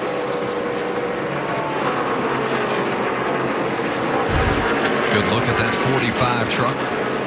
20th position on the lead lap. And when it's your first start, that's a successful day. Absolutely. Lead lap, running every lap. That 37-lap run that started this race without a caution, you know, after our first caution on lap 1, him to stay on the lead lap, that's a solid run. Kyle Busch has led 39 laps. Austin Dillon has led 43. Kyle out front by more than a second, Hermie. The 51 truck is better. He was looking for more lateral grip. Jerry Baxter has helped the 51, but he and Kyle had a conversation shortly after the green flag fail. Remember, he is also the truck owner for Eric Jones, who's running for a championship. They talked about whether or not they should have let the 4 try to lead a lap. Listen to the 51 radio. Ford truck is just asking if there's a possibility for him to lead a lap, but the 33 is right with him, Kyle. Yeah, I thought about that. I know. Let's see where this goes here. I got an idea. We'll do it. If we can restart side by side again, we'll do it next time. So there you see the conversation. In a championship battle, every point can make a difference. We'll see if the 51 and the 4 have the opportunity to work together on a restart later in the race. Kyle Busch not just trying to win a race, but trying to win a championship as a truck owner as well. And those things you got to keep in mind. That 1 point, as Hermie said, that 1 point for Eric Jones could be the difference between a championship at the end of the season. Every point matters. That team is cognizant of that. See as Kyle's lead now starts to shrink a little bit over the last few laps. Kyle's on the inside of the racetrack. Kyle, is he having some sort of a problem? Or is he just slowing down to let the Ford truck get up there to lead a lap? 4 is on the inside and going by Kyle Busch. You definitely let him lead that lap. Back up to speed now. You see him dead even with the 33. He doesn't want to let Austin Dillon get in between them. Looks like he just backed off. Kyle tried to drive it down there in the corner and pass Dillon on the outside, but Austin had the position, and then Kyle just too strong down that backstretch heading into turn 3. Or give up a second half lead to let your teammate lead the race.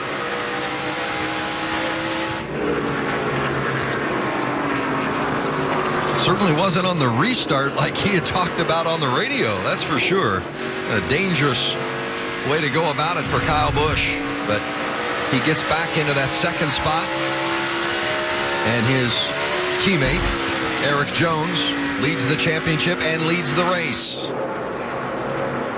Now will Eric Jones lay over and let Kyle go back by? I think they want a little bit of cushion over Austin Dillon before they do that. They don't want to take a chance while they're swapping the lead back for Austin to get in between them.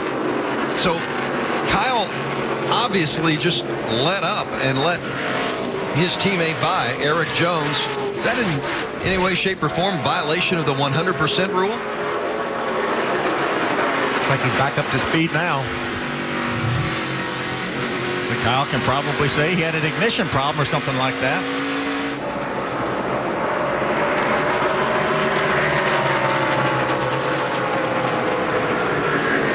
Maybe that would only affect finishing positions, but certainly was an interesting way of going about allowing Eric Jones to take the lead and lead a lap. Well, it certainly could play a part. 2 laps to go.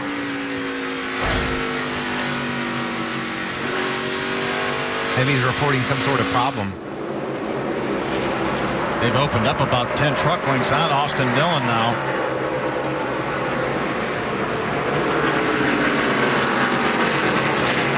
Tori in the 63 truck slides up, gives those lead trucks plenty of room. Kyle's coming back to take that spot over. And Eric Jones is moving over to give it back to him. So they orchestrated that change to allow Eric Jones to get a point in the championship for leading a lap.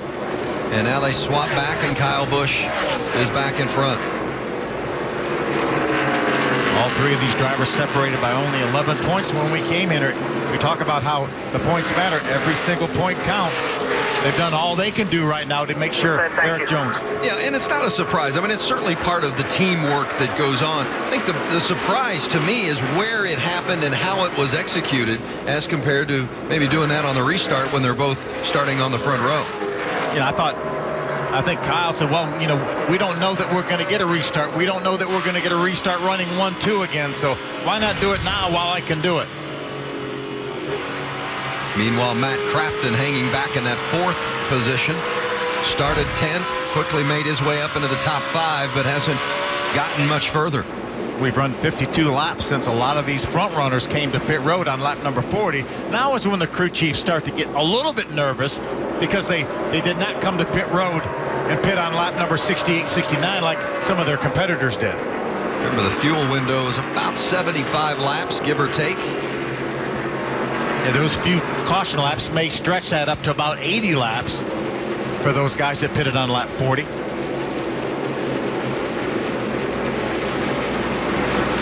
Kyle Busch has now led the most laps today, 45. Austin Dillon led the first 43 laps. We're hearing maybe Austin Dillon experiencing a little bit of a vibration in the left front. Keep an eye on that situation. Now, these guys would definitely want to come to pit road now, Phil. If the caution were to fly, that would be right on the edge of their window, but by the time you ran the caution laps, I think they would be fine. Good battle right here for the 9th spot. Cameron Haley, that 13 truck, has it. Dalton Sargent chasing him down. When we last saw this battle, it was Cameron Haley behind the 5, so he has gotten past Sargent, but Sargent right back on the bumper.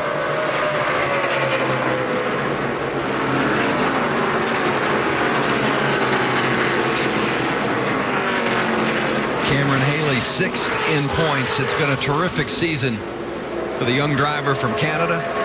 How cool is it for these kids to be able to get out there and mix it up on the tracks where they watch their heroes race growing up? So many good battles around this 1-mile track. Austin Terrio and Spencer Gallagher, lap after lap after lap, they've been going at it. Terrio trying to gap Spencer Gallagher a little bit now. Yeah, Spencer Gallagher coming off a couple top 10s in a row, a couple 8th place finishes his last 2 starts.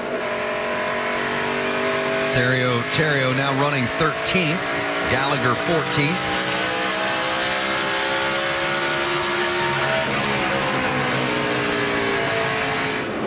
As Austin Dillon has been able to chase down that 4 truck of Eric Jones. We've seen this movie for most of this race with that 33 truck chasing the 4 truck. And it's obvious to me and you, Phil, that if the 33 could get around the 4, he'd go catch the 51 of Kyle Busch. The 33 is way faster.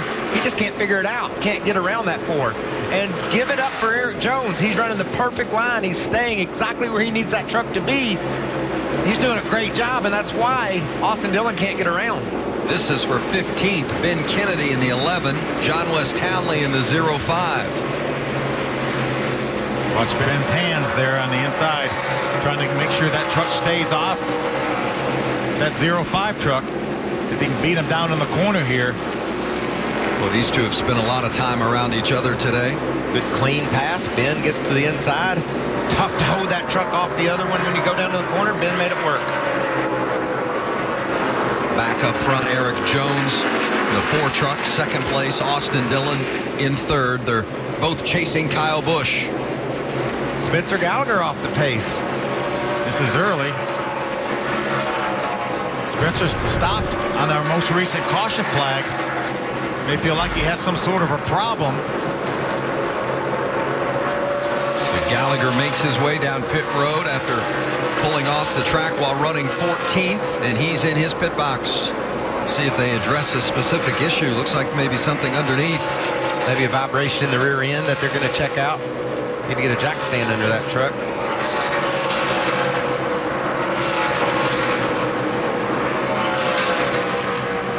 So it looks like they do recognize some sort of an issue with that 23 of Spencer Gallagher.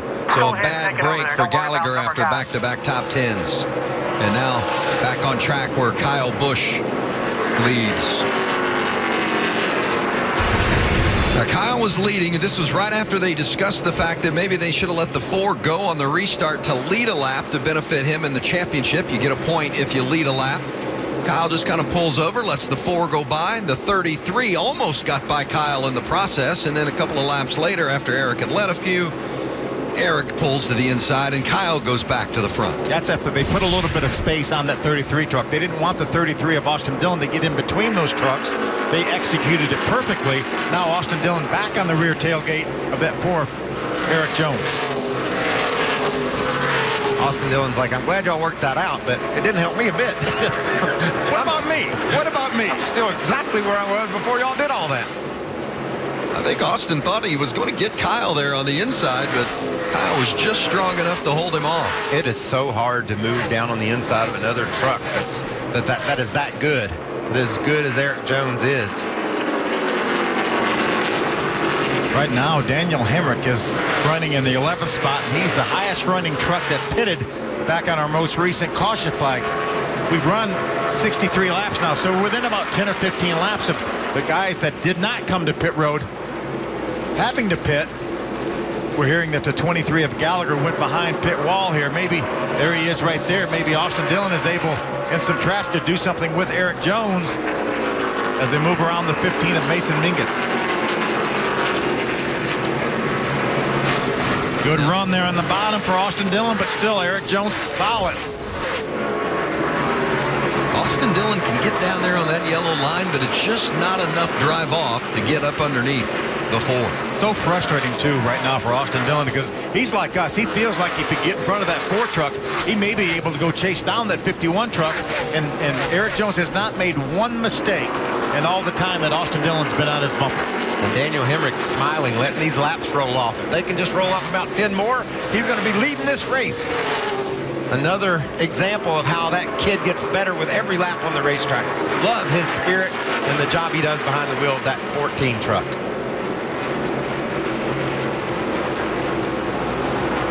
Kyle Busch in that lead now up to 1.3 seconds, but he had to negotiate some traffic too in a little bit of a moment. Oh! Kyle, now look at Austin Dillon driving it in on Eric Jones for second. Finally got it done. A little bit of momentum lost, I guess, by Eric Jones in that traffic. And Austin Dillon was right there to take advantage of it. Maybe the same traffic that Kyle. It was that 68 truck, yes, of Clay Greenfield. There's Kyle right there now. Here's a moment ago trying to get by that 68. Like Greenfield just didn't realize Kyle was down there, and that could have been disaster for the 51. Kyle just had so much momentum when he got there. Clay Greenfield took his normal line, and Kyle got there quick. Well, Kyle Busch is the leader. Let's check in on not only Kyle, but some of the others that are running up toward the front through the field with Hermie Sadler. Hermie? Kyle Busch expects to be back on pit road around lap 117. They made a track bar adjustment last time he was on pit road. He needs a little bit more of that to get a little bit more lateral grip. But they expect to come in for that track bar adjustment and 4 tires around lap 117. The truck is better. We just saw Austin Dillon go back and reassume the second position on the racetrack. He's going to try to run down the 51 of Kyle Busch now. He was tight earlier in the going. After some adjustments, being back in traffic, the truck right now is a little bit too free for Austin Dillon in the 33. They're going to try to snug this truck back up on what will probably be a green flag pit stop next time down pit road. Eric Jones back to third. He likes his truck in turns 1 and 2, but in turns 3 and 4, it is just too tight, will not rotate through the center of the corner for Eric Jones. In the 4, we'll see him on pit road in about, I would say, 5 to 7 laps. Now, Matt Crafton, he has been back and forth with his race truck all day, loose to tight on both sides of it. Right now, a little bit too snug through the center of the corners for the 88 of Crafton. He's on about the same pit strategy, can potentially go a couple more laps than the front runners, but looking to get forward to a stop on pit road to make his truck rotate just a little bit better.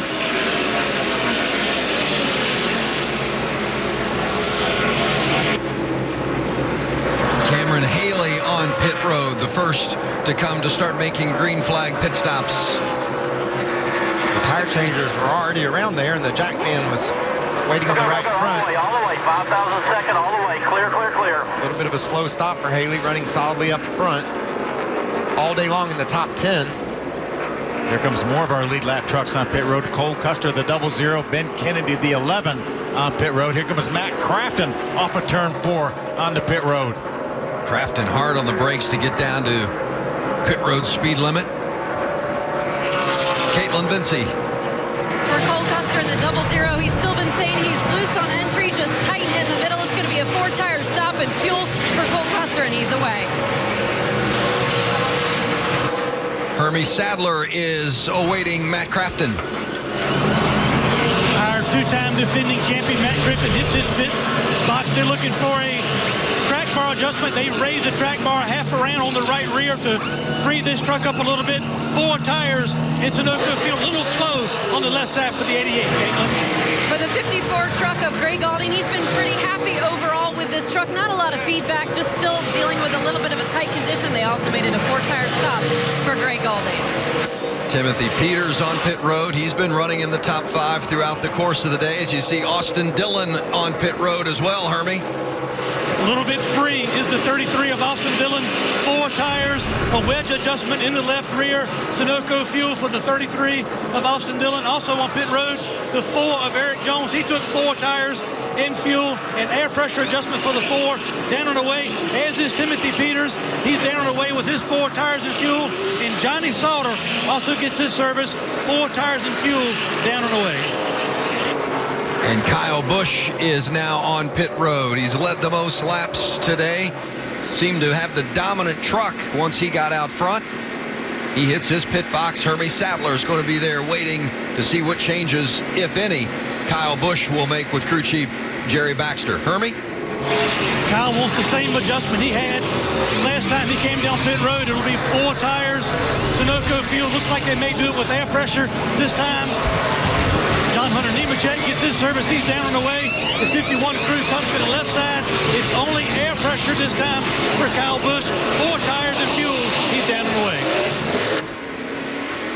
The green flag pit stops cycling through with just under 60 laps to go. They had such a big lead over Daniel Hemrick, about 15 seconds, that Kyle Busch was able to get on and off pit road without losing a lap. Daniel Hemrick is our leader right now, but Kyle Busch did not lose a lap, nor did the 33 of Austin Dillon. Austin Dillon right up on the rear tailgate of Kyle Busch as they exit turn number 4, right there. Hemrick will have to come down pit road and relinquish that lead. Timothy Peters, who is running in the 5th position, it looks like Phil's the first one that did lose a lap to Hemrick. So the top 4, when this cycles through, will still be battling each other at the front. And look at that battle. You can see Dillon has caught Kyle Busch. See if it takes him a long time to figure out his way around Kyle as well. These two, 7th and 8th. Hemrick did top off at the lap 68, the last caution, but still going to have to come eventually and get fuel. Yeah, he can go probably, another 10 laps, Phil? Yeah, I would think they could go, at 75 laps. That'd be another 20? Yeah, I think they could go another 20 laps or so. Be interesting if they choose to do that, giving up time to these leaders on those fresher tires. Kyle Busch navigating the traffic. Austin Dillon chasing. Looks like Kyle's opened it up on Austin Dillon. Dillon was closing in on Busch before they made the pit stops. You see Matt Crafton behind the lap truck of Ogata, right behind that 33. He was able to get in front of Eric Jones in that transfer of pit stops. You remember earlier in the race, his spotter told him the 2 you're going to have to deal with to win this race are Kyle Busch and Austin Dillon. He looks out his windshield, and that's exactly who's ahead of him. He runs right behind those 2. Hermie Sadler, how long are they going to try to stretch it on this 14 truck? Lap 142, Michael. We can expect to see the 14 of Daniel Hemrick down pit road. His crew chief is Ryan McKinney. He says the truck's a little bit too free right now, but 142, the 14 will be down pit road. Austin Theriault, John West Townley, Tyler Reddick.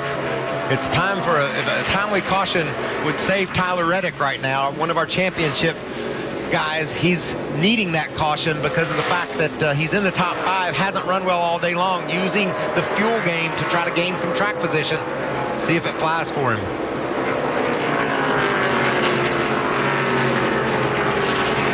We're showing 11 trucks right now on the lead lap. As you mentioned, Timothy Peters, the first one of those trucks that pitted that is 1 lap down. He needs to chase down that 14. He's only about 10 truck lengths behind Daniel Hemrick. Needs to get by Daniel before the caution flag were to come out to get back on that lead lap. Another truck just behind Peters is Johnny Sauter. He's in the same situation. Really fast truck trying to hunt down Hemrick. Of course, these that have not pitted yet are hoping to see the caution fly before they have to hit pit road. Austin Theriault out the front windshield of the 29 truck, currently running 2nd. Oh, and he's just up ahead. Our leaders are in some heavy traffic. There's Hemrick. He got hung in behind Jinjo Cobb, and it gave Peters a chance to look to the bottom. Hemrick's running some good lap times, just around 30 seconds flat. We saw our leaders running 29.80 when they got out on their tires.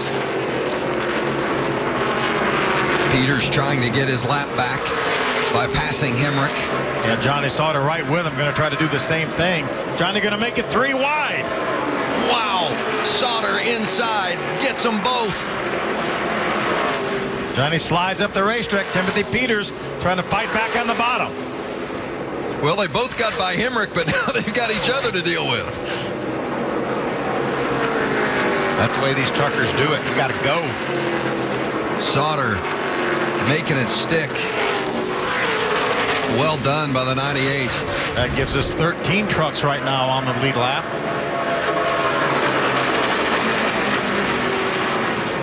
Daniel Hemrick still your leader, but remember, he's going to have to come again for fuel. The first drivers that have enough to get to the end are Kyle Busch and Austin Dillon. They are currently running back in the 6th and 7th spots. There you see Kyle Busch in the yellow 51, the Dollar General Toyota. That is a battle for position. Tyler Young, that 02 truck, has not been to pit road yet. He's running in the 5th spot, was running in the 5th spot. Now Kyle Busch has it. And here comes Austin Dillon. You just got to give it up for Tyler Young and that team. They just put themselves in a position to overachieve every week. Running up inside the top 5 there until Kyle and Austin got around him. But another solid run for the 02 truck. Remember, started all the way at the back of the pack. Never even made an attempt at qualifying. See Matt Crafton moving by Clay Greenfield. Matt also got by the 02 of Tyler Young for position. Just under 50 laps remaining here at New Hampshire. Today, it's race number 500 in the Truck Series. Let's look back at the great memory from race number 400. This is one that Clint Boyer has had circled on his calendar all season long. Austin Dillon, the pole sitter, selected the outside lane for the drop of the green. May not work out for him. Clint Boyer grabs the bottom. He'll surge to the lead off turn 2. Clint Boyer able to take the lead away from Todd Bodine. And the home state fans are cheering as their native son, Clint Boyer, comes off turn 4 and will score the win here at Kansas Speedway today in the O'Reilly Auto Parts 250.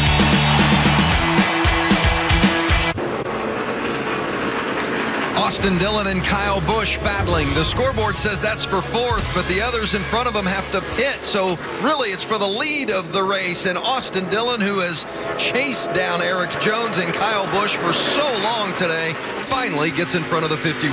Man, he used that lap traffic to perfection to make the move low on Kyle Busch off turn 4. Jordan Anderson clogged up the high side. There were trucks low. Austin put his truck right where it needed to be to get the position away. And you're right, Vince, this is going to be the race for the lead eventually. Got the report from Hermie Sadler that maybe around lap 145, guys coming to pit road. Watch what Dillon does here. Watch Kyle, the 51 truck. He's going to try to move the outside of Ben Kennedy, but Jordan Anderson, the 74 truck, is there. He's going to stall his momentum. Austin Dillon said, okay, go up there. I'm going to go right down to the bottom with my left sides below the yellow line. It's still not over yet. He's got to beat him down into turn 1. We've not talked about how hard it is to get in on the inside, but look at the power move he makes. And the 05 of John West Townley in the wall, and a yellow is out. Everybody got 3 more coming. 3 more coming. Heavy damage to the right side. Come low, get low. Tough break for John West Townley, but a Brad, I know you hit hard.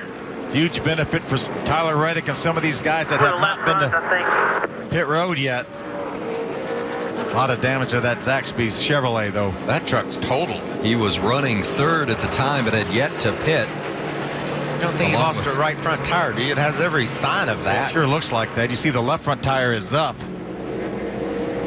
Stretching his fuel mileage out, trying to catch a caution, and he was the caution. Let's watch it going into turn 1. Oh, yeah. Yeah, without a doubt, that right front tire goes down.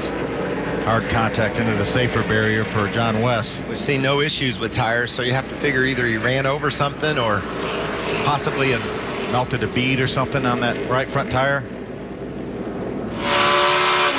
On board with the 88 of Matt Crafton.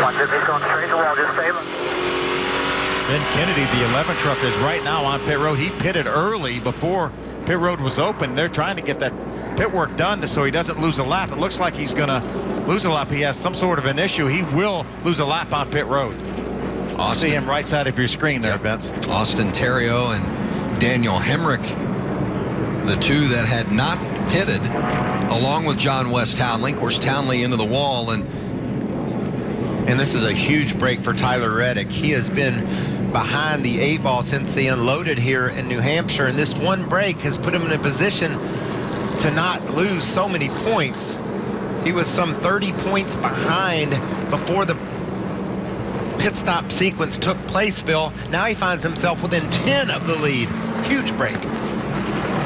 Kyle Busch, Austin Dillon have been on pit road within the last 20-25 laps. Do you come and get more tires now? We've got another set in the pit box down there. Do we come and get tires and be on? We probably have to be on equal footing with everybody else. I think so. Especially the only thing, Dillon has finally made his way around Busch. He has that position. I hate to see him give it away, but shoot you out that you come to pit road as they push Ben Kennedy back behind the wall. You come to pit road and get tires. You leave it up to your pit crew to get you out front, to hold that edge you have on Kyle Busch. Well, the pits are open. We see Austin Theriault coming. Daniel Hemrick, as expected. Oh, Dillon stays out. Dillon stayed out on track along with Matt Crafton. Kyle Busch comes to pit road and most of the other leaders. Well, Michael, it's been a little bit of a frustrating day for Brad Keselowski Racing Trucks. Tyler Reddick at the top of your screen now. He says the truck has been just too tight across the middle all day. They're going to take 4 tires, fuel, and make an air pressure adjustment. Austin Theriault in the 29 in the middle of your screen also saying he is free in 2, tight on exit. So his crew chief, Chad Kendrick, said we're going to take our time on this stop, get you up to speed, make an air pressure adjustment, and 4 tires. Hermie. Daniel Hemrick, 4 tires and fuel. He stretched it as far as he could. Truck's a little bit free and made an air pressure adjustment for the 14. You see that yellow truck of Kyle Busch coming off pit road behind Austin Theriault. He's going to have fresh tires, but he's going to be way back from those trucks that he was racing, the 33 of Austin Dillon and the 88 of Matt Crafton. 2 tires for Timothy Peters. He wins the battle off pit road of the trucks that came to pit road. Kyle Busch took 4, got a chassis adjustment as well. We'll see if Jerry Baxter tuned it up enough to get Kyle through the field to win.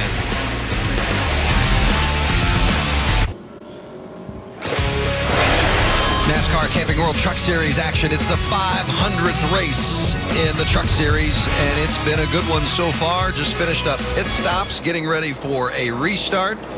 And on the front row, Matt Crafton and Austin Dillon. Huge restart, guys. Kyle Busch elected to come to the pit lane for tires. Heels restart 7th. Dillon getting a push from Johnny Sauter down into turn 1. Nice restart by Austin Dillon. Matt Crafton is going to have his teammate Johnny Sauter side by side with him on exit at 2. Oh, Sauter's sideways off 2. Those trucks nearly crashed. Here comes Timothy Peters up in the 3rd row along with Daniel Hemrick. Look at him. Kyle Busch is moving to the outside there. He's back in about 7th spot. 3 wide. Look at all these trucks between Kyle and his Austin Dillon. Not room for 3 to go into turn 1. Peters is going to make it stick. Looking out the front windshield of Kyle Busch. Look at Johnny Sauter. Timothy Peters make contact. Here goes. He's making it 4 wide.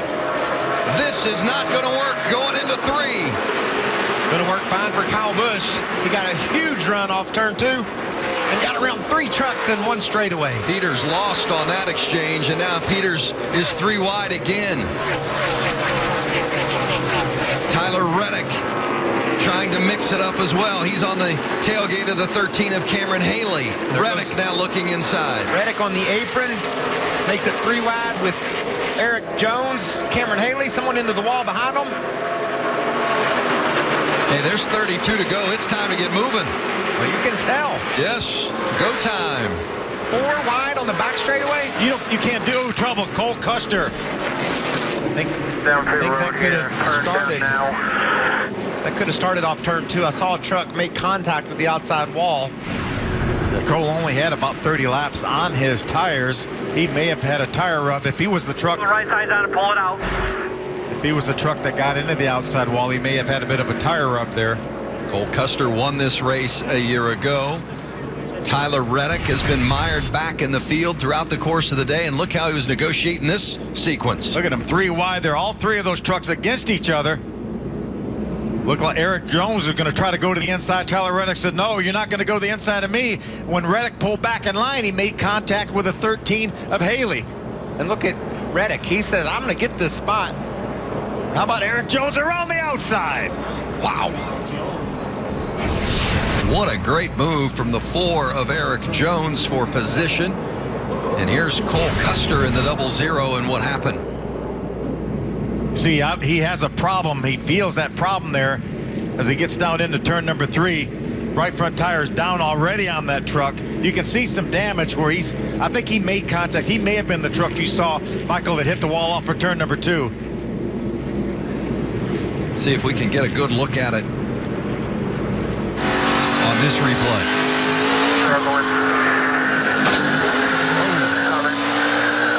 It's okay. Keep coming. I'll look at it when you come by here. Inside the O2. Yeah, Cole just along for the ride there. Custer out of the truck. Taking a look. If you came to us as we're just past 3 o'clock in the East, if you came to us here at FS1 looking for college football, Maryland against West Virginia, you can find it over on FS2. We'll switch to that game here on FS1 at the conclusion of our race. Under caution with 29 to go here at New Hampshire. Austin Dillon out front being chased by Matt Crafton and Kyle Busch. Here's why we are under yellow. Whoa. That's when John West Townley got into the wall and caused that caution. The 11th exit of 2. That was a little bit of contact with the 51 of Kyle Busch, and let's get an update from Caitlin. Well, the 11-car truck of Ben Kennedy did have contact with Kyle Busch, and the damage was so significant on the right side that team has opted to take the truck to the garage area. So what was going to be a pretty good top 15 run for Ben Kennedy has ended here at New Hampshire, guys. Remember when Ben Kennedy came to pit road before the pit road opened, we didn't see that contact initially. And again, as Caitlin said, it was bad enough that it sent him to the garage area. You can see the damage there on Kyle Busch's truck. That left rear fender pushed in. A little bit of a tire rub there too. Excuse me, right rear. I know my left from my right. Check downstairs on Matt Crafton with Hermie. Vince, the 88 of Matt Crafton really is happy this caution is out. Never want to wish bad luck on a fellow competitor, but they were really tight on fuel. Listen to some radio between Matt and his crew chief, Junior Joyner. If we go off our teammates' fuel mileage, we're good. We'll just be aware of it at the end. You know, if you're racing for the win, let's go for it. If you can't, we'll try to save just a scotch at the end. Should be good when everything cools down right here. We'll fire off. Those guys won't, you know.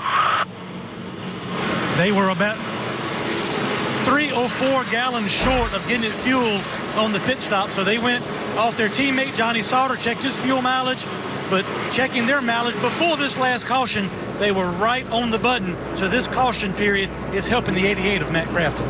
I saw on Twitter where some of the guys on the pit crew of the 4 truck said there's no way the 88 got his tank full, that he could have issues getting to the checker. That's been confirmed now. So this could have championship implications if Crafton runs dry on fuel as we wind down toward the checker. Huge gamble to take, too, for that 88 bunch in the midst of this point race.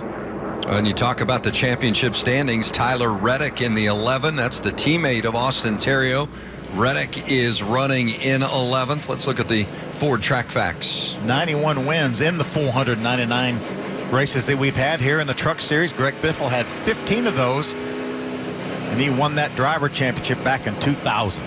After being discovered by Benny Parsons, your brother. That's right. Jack Roush, you better give this kid from Washington a chance. He's got the stuff it takes to be a champion. Greg Biffle won the championship in 2000 here in the Truck Series. Went on to win the Xfinity Championship as well and was second in the Cup Championship. Almost did the triple. Austin Dillon, Matt Crafton, Kyle Busch, Johnny Sauter, Daniel Hemrick, your top 5. Guys, remember last year with about 25 laps to go, the 00 of Cole Custer came down pit road. He was the only truck to put 4 tires on. He restarted 7th. Kyle Busch put 4 tires on our most caution before this. Other guys put 4 tires on as well, but Austin Dillon, Matt Crafton stayed on the racetrack. Kyle Busch restarted 7th. He made it 4 wide to get up to the 3rd spot. He'll be in the 2nd row for this restart. That could be the key to the victory if Kyle Busch is able to get around these first 2. That tremendous move he made coming down the back straightaway. Not very many people would go down into turn 3 here at Loudon at 150 miles an hour, 4 wide, and make it work. He did just that. Well, it was some great racing after that restart, and we're going to have another restart, maybe more, so we're going to see plenty of it yet before we're all said and done. Pit road is open.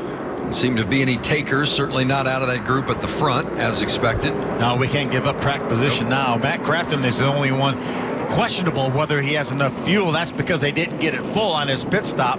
Greg Galding's going to bring that Krispy Kreme Toyota to pit road here. And a nice job Galding has done today.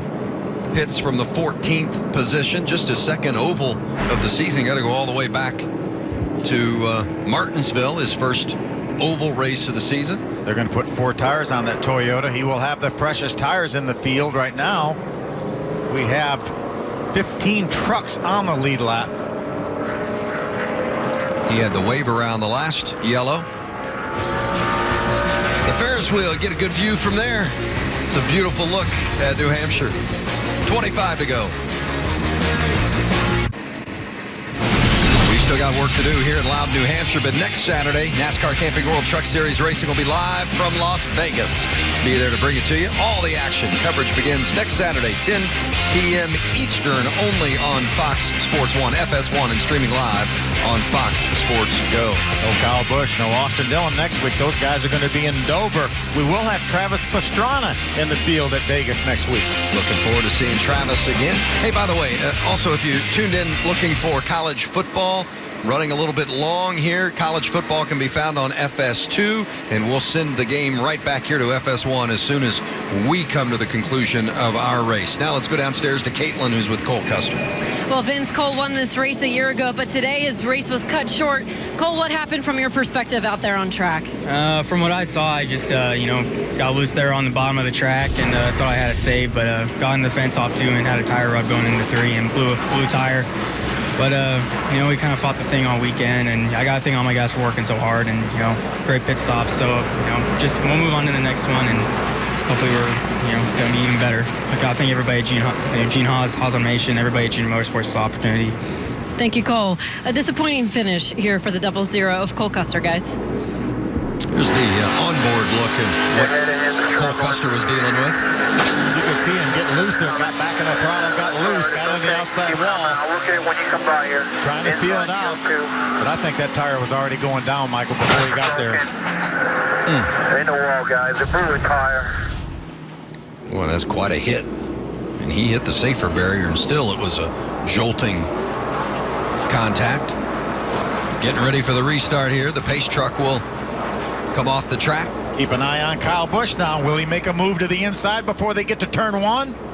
Austin Dillon on the inside, Matt Crafton on the outside. Kyle Busch right behind Austin Dillon. Dillon gets a great jump. Kyle Busch right behind him. Wow, what a race into the first turn that was. Look at Daniel Hemrick trying to take 3rd place away from Matt Crafton. Looked like Crafton spun the tires on that restart. Johnny Sauter right in the mix as well. Hemrick sticking his nose underneath Crafton. You talked about Daniel Hemrick getting better and better as the race wears on. Here he is battling up in the top 5. 15, 20 laps into this race when he was running 17th. Oh, we got a smoker. Is that somebody locked the tire up getting in, I guess? Maybe Kyle Busch got down in there too hot, locked his left front up and slid it. That could hurt the handling of that 51 truck. We saw Tyler Reddick sticking his nose in as well on the inside of turn 1, trying to gain some positions, climbing back toward the top 10 as Eric Jones works his way inside Timothy Peters. A lot of action in the back. That's a battle for 7th spot. Eric Jones trying to gain another spot here. Timothy Peters is going to hold the edge from the outside. Camping World 20 to go. Eric Jones and Timothy Peters side by side. Maybe a little bit of contact there. You know, he said toward the back, but the leaders are strung out a little bit. But once you get past about 5th, 6th, 7th, all the way to the back, it's a battle. And these guys race from the very front of the pack all the way to the back of the pack. Check out the smoke I saw getting down into turn 1. That truck's still smoking, though. There's some issues with it. You think maybe it's from that contact with the 11 of Ben Kennedy? That right rear fender that is maybe on that right rear tire. When he hits the brakes getting down in the corner, the truck sets down a little bit. Keeping an eye on the 51. Seeing a little smoke. That's going to heat up that right rear tire, too. It'll change the handling, but it won't take much before it'll blow out. Look at that. See how shiny it is? That tire is rubbing pretty severely. Remember last week in the Sprint Cup race, Kevin Harvick had a tire rub, and that tire rub blew his tire, and he crashed. Team keeping Kyle abreast. The continued rub on that right rear. And the 88 of Matt Crafton closes the gap. Quarters of the way down the straightaway before he ever starts putting the wheel in it. Kyle knows that if he comes to pit road now, that he gives up any chance of winning. Even on the caution flag, if we get a caution if he comes to pit road, he's going to lose all his track position. He's going to be out of the hunt for the win. Well, you can see that truck starting to slip around now. It looks worse on the straightaway than it does in the middle of the corner for TV. On board with Matt Crafton on the prowl, trying to get by the 51 for second place. Look at Kyle. Is Kyle up against the wall? Maybe he's trying to knock that fender around a little bit. Debris on the front, no caution. Crafton again trying to make the move.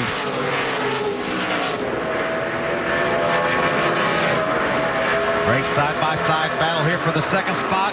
Into turn 3, Crafton gets it from Kyle Busch. Kyle trying to come back underneath. Not going to work.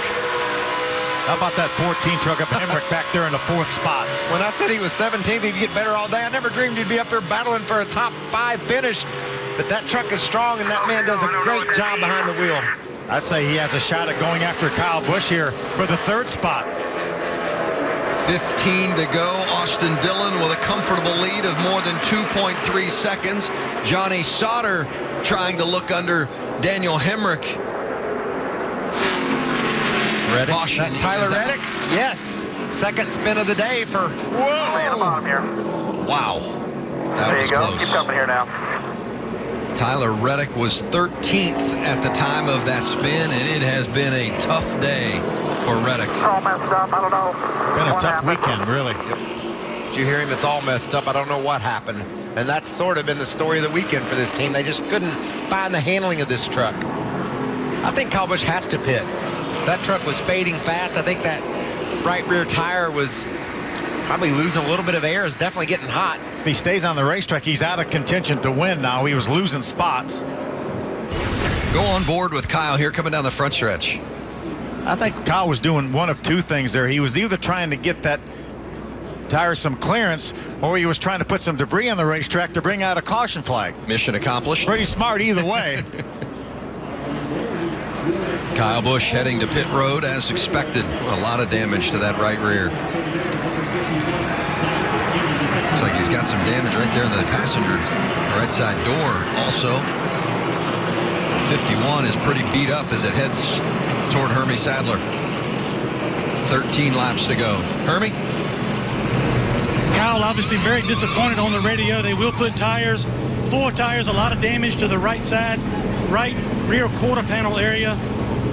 4 tires and fixed a fender, but these team and driver are very disappointed in the 51, Caitlin. Well, another driver very disappointed is Tyler Reddick. What an up and down day for this 19 team. Suffering a second spin on track. They're down on pit road. They're going to give it 4 tires, try and pull the fenders out, salvage something here for Tyler Reddick. Now, Reddick came into this race 10 points behind Eric Jones for the points lead, and really as it runs right now, 18 points behind, so it hasn't been a disaster, but certainly not the kind of day he had hoped. Yeah, if he can stay on the lead lap, though, that's going to be huge for him. Let's take a look here. Loose off. Just got loose, just got in the throttle and got loose as he got up onto the straightaway. He's going to make contact with the inside safer barrier. And the reason why it hasn't been disastrous, and watch this, Ruben Pardo barely sneaks to the inside.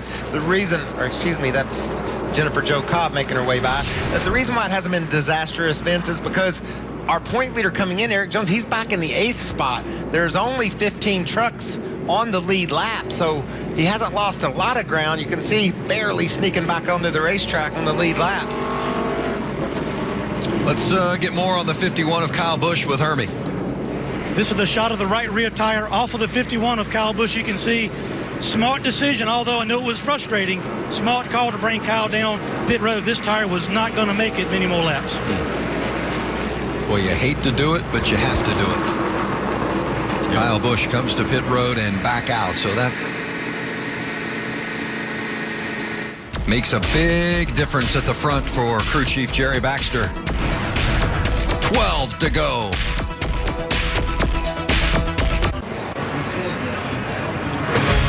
The final stages from New Hampshire Motor Speedway, the NASCAR Camping World Truck Series.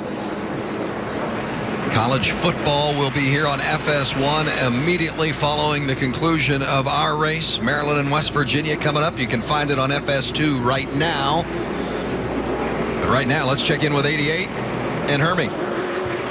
These caution laps are really helping as far as the fuel is concerned for the 88, but Matt Crafton's still concerned about his ability on the restarts. Listen to this 88 radio. Trust me, dude. I mean, I can't even touch the throttle. I go to touch throttle, like there's something up there, but then people are running me over from behind. I can't accelerate. Yes, you can. You can. You figure it out. You can do it. You're the man. All right? You're going to figure it out right here. That's Junior Joyner really trying to pump his driver up, telling him, you're my guy, you can get it done. But let's watch the 88 on this restart. Well, let's go back to the previous restart that he's talking about. Listen. He just can't. He's spinning his tires. That's what he's talking about when he said, I can't go. He's trying to go, but the tires are spinning. Listen.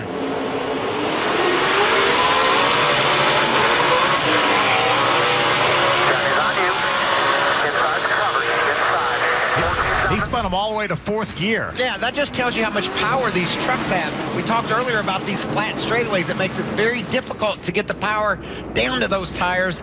But as Junior Joyner said, yes, you can. You have to. Yeah, I loved it. His driver said, I can't. And the crew chief said, yes, you can. Yes, you can. Amen to that. I love it. Austin Dillon there in the 29 truck. He's got a top 5 run going.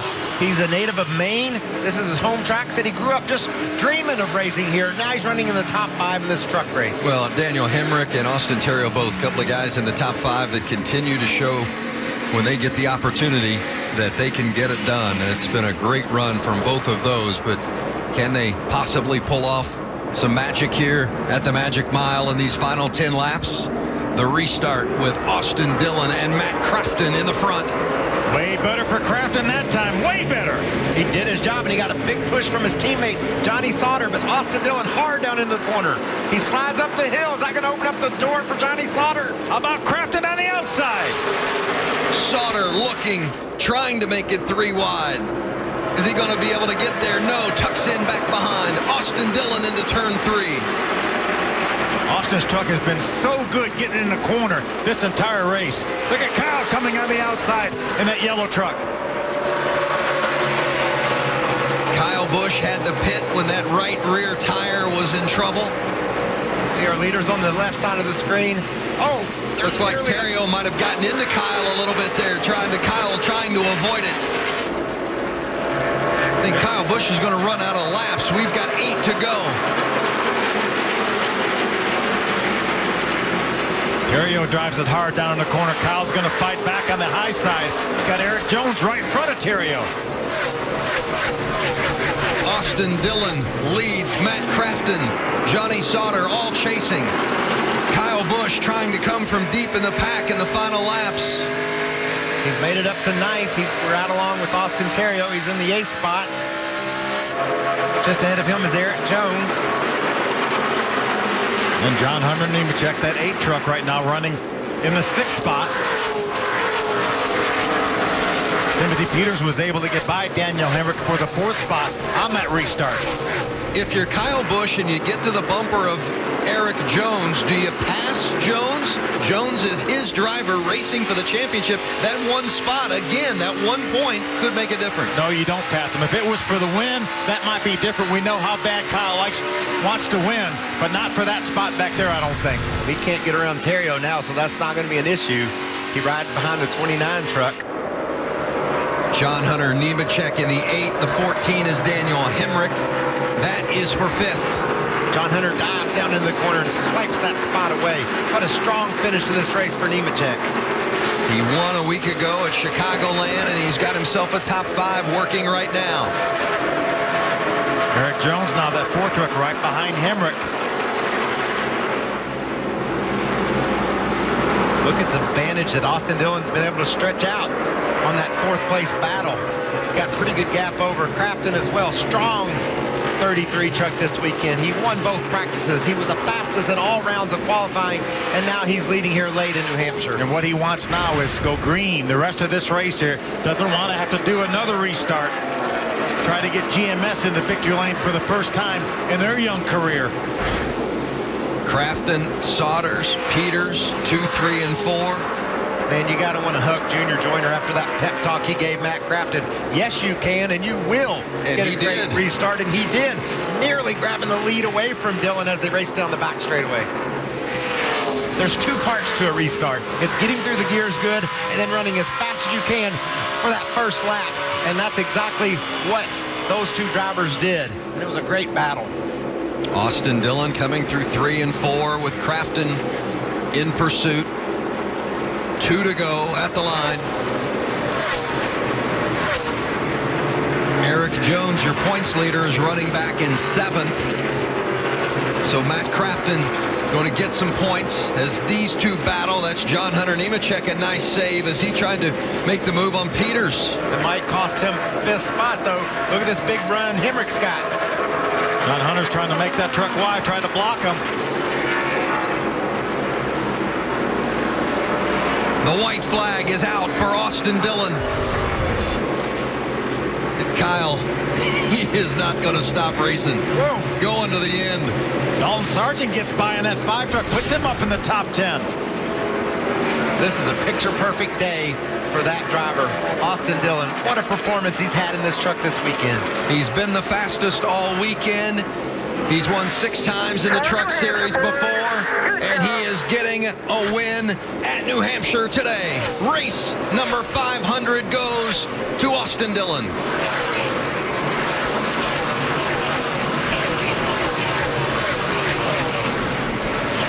Now, guys.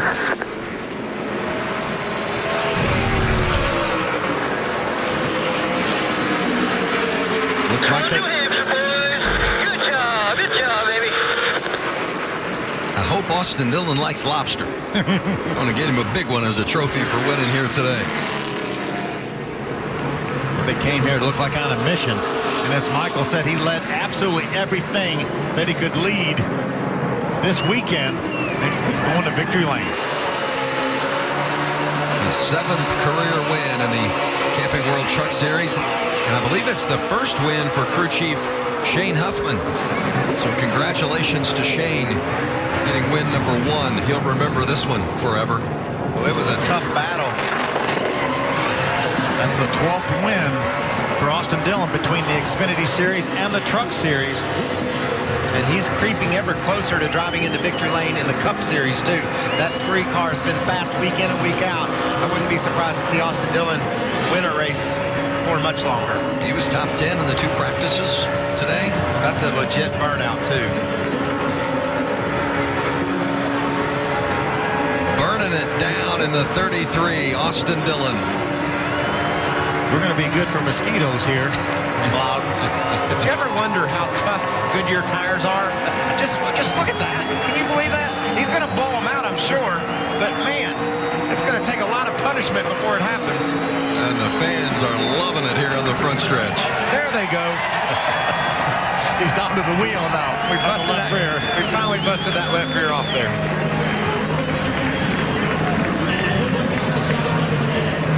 Well, it was a heck of a run for Matt Crafton in that 88 today. He finishes second, and he's with Caitlin. You're exactly right, Vince. Matt, what was going through your head on that final restart, getting a little pep talk from your crew chief, and do you think he had anything for the 33? 33 was, definitely a little better. We missed it a little bit today.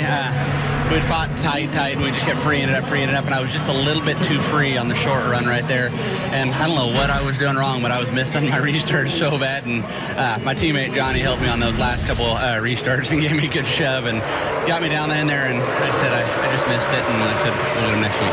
Thank you, Matt. Matt Crafton leaves New Hampshire with his 10th top 5 effort so far this season.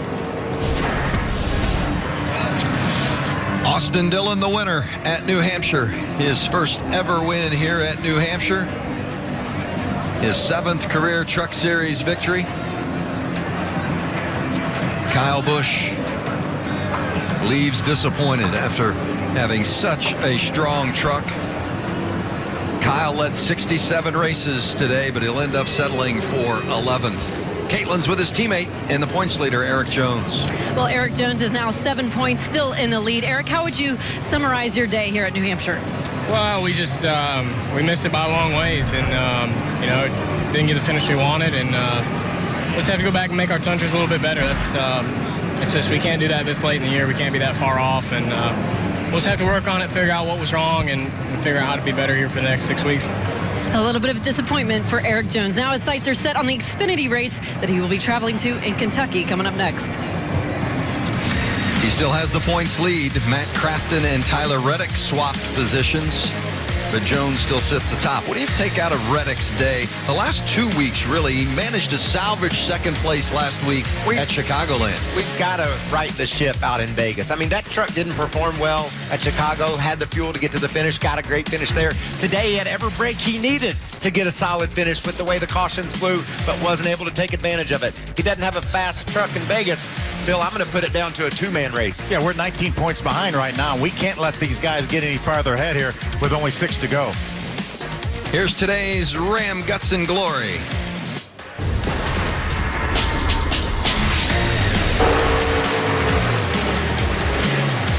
The battle up front. Austin Dillon, Matt Crafton, Johnny Sauter in the mix.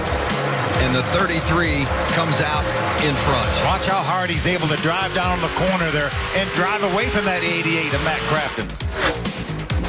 That was the difference maker as Austin Dillon cruises to victory at New Hampshire. Let's go to victory lane.